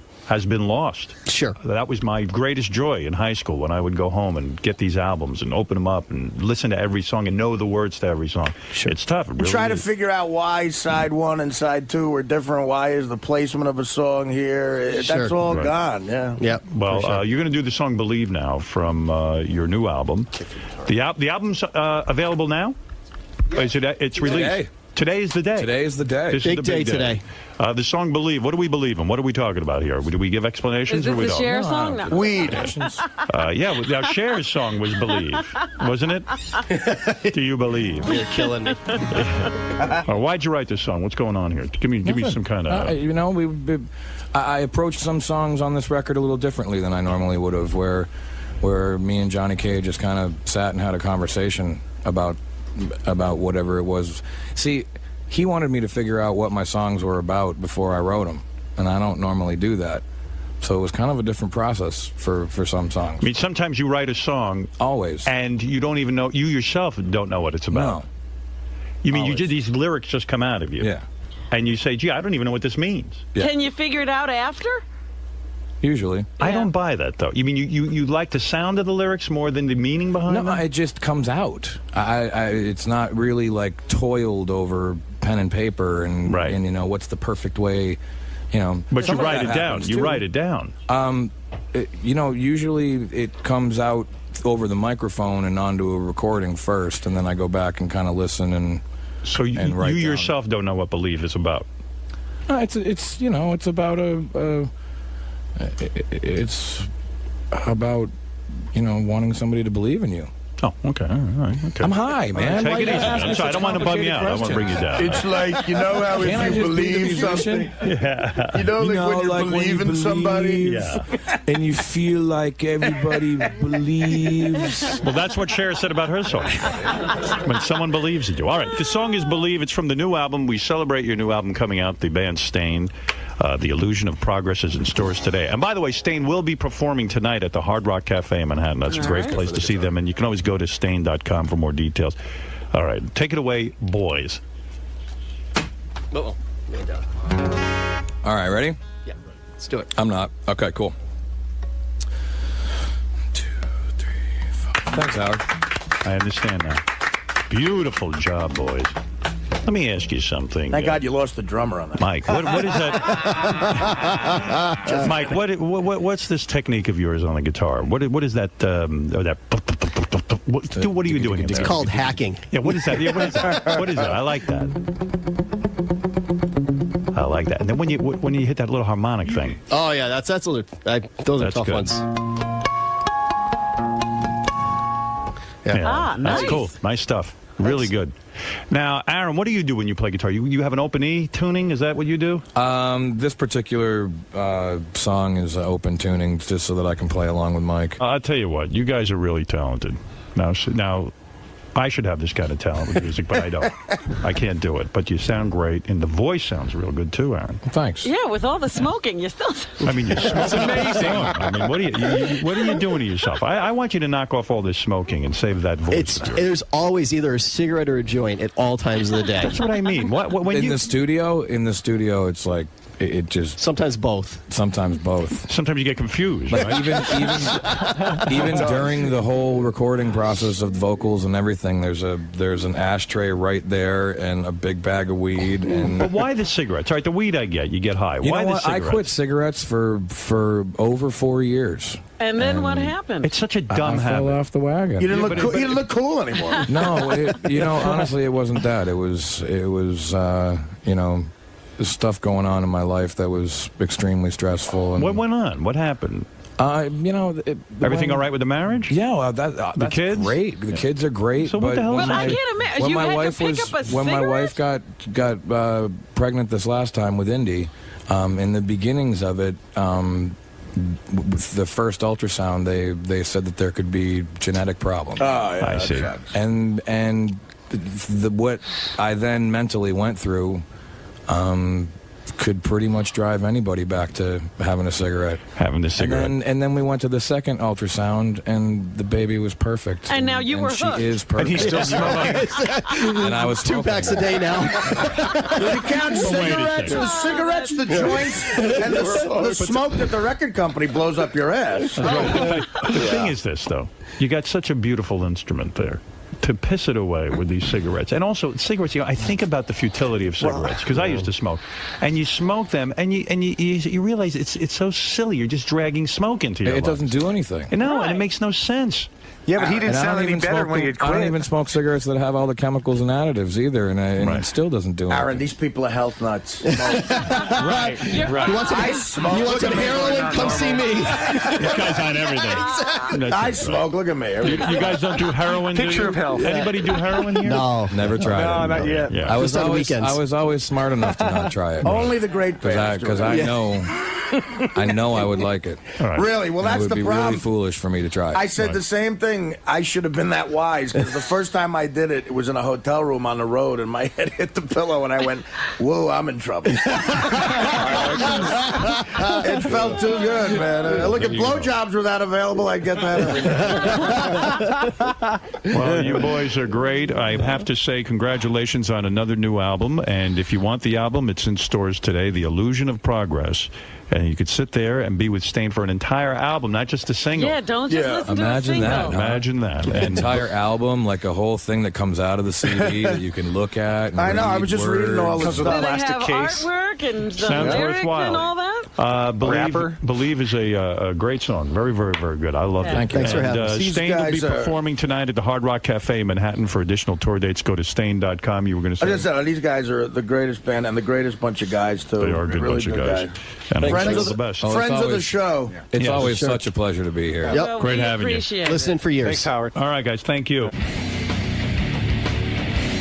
So how was it in there with Howard? You know, like he's a little concerned about your pot smoking and cigarette smoking. I think he was more concerned about the cigarette smoking than he was anything else. But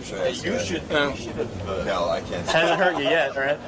I don't know. As long as I've known you, you've been smoking nonstop. They have to. Hasn't hurt me yet. Yeah. So what is it about Howard's show that you guys like doing? Because you come on all the time. It seems like you have fun every time. Because he's the fucking best. I listen. I have Howard throughout the whole house, and it's on when I'm home. It's on all the time, and I love the repeat. I love that I can get it on my laptop now. I mean, we'll be in. He even has a Howard fuck doll. We'll be in Australia, and I'll have it on my laptop in the room listening. So I've just been a fan for I don't know about 12 years now. When he first came to Hartford, Because you can have those real dolls made to look or be anything, and he's got one, and Howard Stern. Yep. All right, guys. Thanks for stopping by. Thanks. Good luck with the album. Thanks.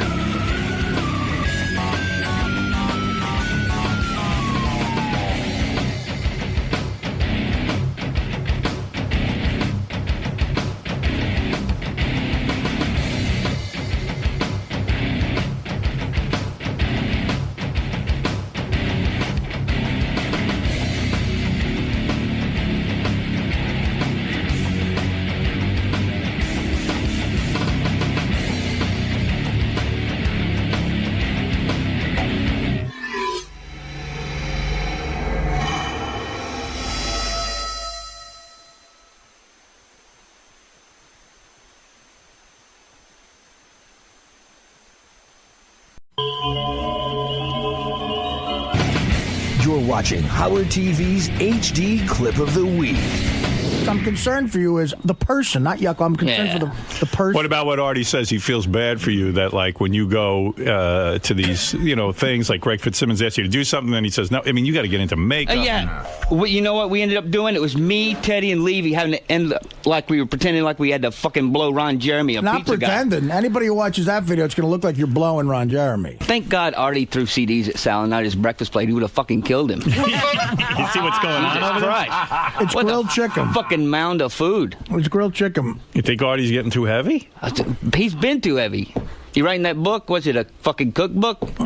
Cooking for five over there, you fat bastard? You're mad at him because he made fun of your makeup and your career. No, I was saying that I felt sorry for him, but I guess, fine. If you don't want a friend to feel sorry for you. Your life's not so bad. Is that what you're saying, Yucko? No, I'm fucking doing great. Look Is at your me. girlfriend managing your career? No, she's not. Well, how come she was Where'd you get that shit? She was booking gigs with me. Oh, bullshit, Artie. You're She was sitting not. there comatose, and she's like, okay, we got a theater in Atlanta, and... she didn't have any fucking contracts or anything like that. She was booking comedy shows long before she even met my fucking ass, all right? Just let it go, you fat fuck over there. Why does that bother you? Because I'm sick of hearing that shit out of him. Come on. She was booking ass Levy right in front of me. And she asked if you ever been to Atlanta. You're like, yeah, I went there with Norm back in 97. She's right. I answered her truthfully. But and you she said, she well... had contracts and shit like that? That's bullshit. I didn't say she had contracts. Yes, you did the last time I called in. She said, we got to get something together, so I got a place. Why does it bother you that Artie thinks your girlfriend is your manager? No, it's just bullshit. Is she your manager or not? Hell no. Does she help you book gigs? No. Why does that bother you, though? Is it bad for a girlfriend to help you book gigs? I got a fucking manager. All right. She books comedy shows out west and shit a long time ago. Does she critique your work? No. Hell no. She doesn't tell you did a good set, bad set, you need to do this or that? Yeah, but everybody does that, you know? No, they don't. Come on. No, she just asked you, did you want to do a show in Atlanta? It was way more than that. And no, it wasn't, and you sat there like a good boy, tamed. No, while we wasn't. discussed prices and everything. No, yeah, you come down there, you say fire fucking 5 times, you do your crazy house impersonation. That's 80,000. You get 80,000, yeah. Calm the fuck down. Wow. Yucko. That's a nerve with him. Are you sick and tired of these other comedians making fun of your career because you got to wear clown makeup? Yeah, big fucking deal, you know? I'm doing fine at it. I know. You got to get dressed too, right? Yeah, exactly. I mean, he had to put on pants and a Artie's shirt. got to put on his fucking cargo pants and stroll out there. Fire! Yeah! I have one pair of pants that fits me now. You guys want to hear my cheers bit from 1983? It's getting me paid. You're making more than me, you lard ass. Thank God. Fat man, cupcake, That's original. lard ass. Listen. Fat man. Looking at your career, I think your manager's fucking you as well. Oh, yeah, he sits on his ass out in Santa Monica. I never hear from the fucker. That's what I mean. So it looks like your girlfriend is taking the bull by the horn. No way. You've just watched Howard TV's HD Clip of the Week.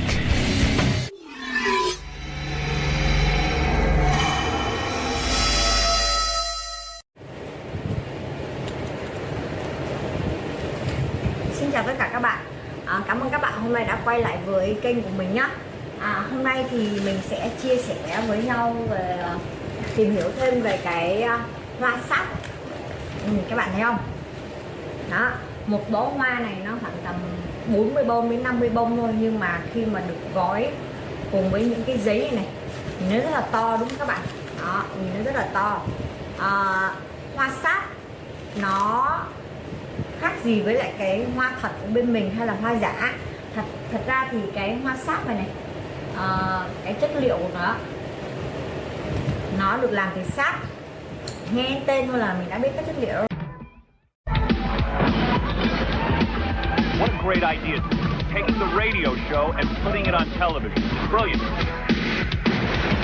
Explosive television. Shocking television. This is genius. Hey, also, hey, for the intro of the show, while we have the beautiful music, why don't we just show this? This is a wooden Baba Booey. A wooden Baba Booey. Someone sent this in. I don't know what his name is. I'll find out. There's a name on the back of this, but this is made out of solid wood. Oh, dear. I can see the face. I can see those eyebrows. There you go. Oh, dear. Yeah. And this is made out of wood. It is wood and Velcro. And there's porcelain, actually. Yeah, actual porcelain teeth. Did you see this? Yeah. You saw it? Yeah, but I don't think it's made well. You know what that is? I could have made that. That's the top of a toilet seat. That's what I thought. Is that the guy who sent it to us? Brett? I guess so. Brett Colby? Thanks, Brett. Nice job. That's what it looks like to me.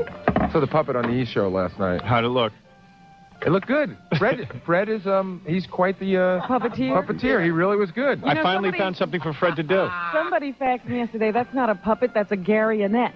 Garyonette. All right, so from now on, refer to it as a Garyonette. I'll say, Fred, bring out the Garyonette. Hey, where is the Garyonette? The Garyonette is still sleeping. We'll have to wake him up. Is he in his bag? I just got a fax today. If we take the dimensions, one of our listeners can make a box for him. Wonderful. Oh, good. For our Garyonette. Yeah. Hey, Fred, bring out the Garyonette. It's undignified. Oh, there it is. Here comes Grillo with the Garyonette. Wake him up unceremoniously. Hi, Garyonette. How are you? Morning, Bob. Good morning, Garyonette. Morning, Jackie. Morning, Robert. See, Robert, you're talking to the Garyonette, right? Yes. Even though Fred's working it. Absolutely. Right. The Garyonette is right there. Good morning. So you will talk to Fred through the Garyonette. I'll talk to the Garyonette, not Fred. Because I know you're mad at Fred ever since he didn't, call you about his wedding. That's right. But at least you can speak to him through the I Garyonette. can talk to the Garyonette. Garyonette, do you think Robin should forgive Fred? I think she should forgive and forget. And how many times have you been right about anything, Garyonette? I like how the Garyonette turns his head after he says everything. Good question. Actually, somebody told me last night that Robin had the greatest line of the week already. What's that? When she was mad at Fred, she said, "Thank you very much. Communication received." So you spoke to Dan Foreman as well? Yes. Right. You got to call and tell me that, too. So, Garyonette, we'll be seeing you maybe a little later in the show? Okay, Bull. All right, maybe we'll see you. Okay. We can't get to you a lot, Every once in a while, you'll rear your ugly head. I understand. That's what you do. You turn your head after you say something. Ouch. What? He's always looking for approval. Was that the right thing to say? Yeah. Right, Jackie? Ow. All right, enough with the Garyonette. Time for commercial, Bull. Gary's going to get that thing and throw it in the incinerator. I'm surprised we still have it. Yeah. Hope this thing's made out of asbestos. All right, Garyonette, thank you. See you later, Bull. Was that on TV last night? Yes. So that'll be on at 8 tonight? Yes. I got to watch because that's coming off. It just looked good. Yeah. I haven't seen it yet myself. I don't get E. I don't get E in my house. Last night was a particularly good show. It was the puppet, and then the end of the show. Oh, and then it was the dog girl. Yeah. And then it was you fighting with Allison. Oh. Yeah, a good collection. A good collection. I was wondering if the fight made the show. Yeah, the fight made the show. How'd the fight go at home? Do you walk in and it's like nothing happened? No. Oh, that's not possible. No, we pick up. I wondered. I said, maybe they just blew that all off on the air and everything will be fine. No, I had another hour of how insensitive I am, what a crummy husband I am, how I've changed and everything else. I had an hour of that, and then everything was fine. But that happens right when you get through the door. Yeah. So you got to take care of that. Well, first you can't find her. She's in hiding. We have to get an Allisonette. So I can argue with my wife on the air. Yeah, everything was cool. I calmed her right down. We'll take a break, and then we'll be back. Robin's birthday was yesterday. I know. And so, can't believe how old she is. Happy birthday. I can't believe it either, but George told me a wonderful thing today. Yes. What did he say? He said his grandmother told him that you should collect birthdays. It's the most precious thing. Lots of people collect teacups and whatever. Collect birthdays. And he said his grandmother collected 105 of them. She was a really good collector. That sounds really odd, what he told you. I want you to collect your birthday. What the hell are you talking about? Yeah. The most precious thing. That's what she said. The most valuable What is she thing. talking about? birthdays. She collects birthdays? That doesn't make any sense. Well, you know, I mean, I love your many grandmother, people- but what the So many people are afraid of birthdays. Yeah. They're fearful, and they quietly tiptoe past them. She said that's to be celebrated. It's a wonderful. Yeah, but I mean, she's just putting a spin on something that, you know. But it's that attitude It's a that's spin important. to say it's a bad thing. And then you encourage George by telling him you like the What advice. am I going to say? I had her Stuck genes in an going elevator. through me. I intend to be around. I Nothing better than being stuck in an elevator with George as he's giving you his homespun advice from his grandmother. Let me tell you something. Make sure you collect My your birthday. grandmother taught me a philosophy. Let me tell you about my grandmother. Do you have some time? You know. I'm going, that's floor 1, floor 2. He's still going about it. Oh, is that why your eyes were on that? Good thing we have 36 floors because Grandma Takei has so much wisdom. No, it's my Grandma Nakamura. My mother. Grandma Nakamura has such.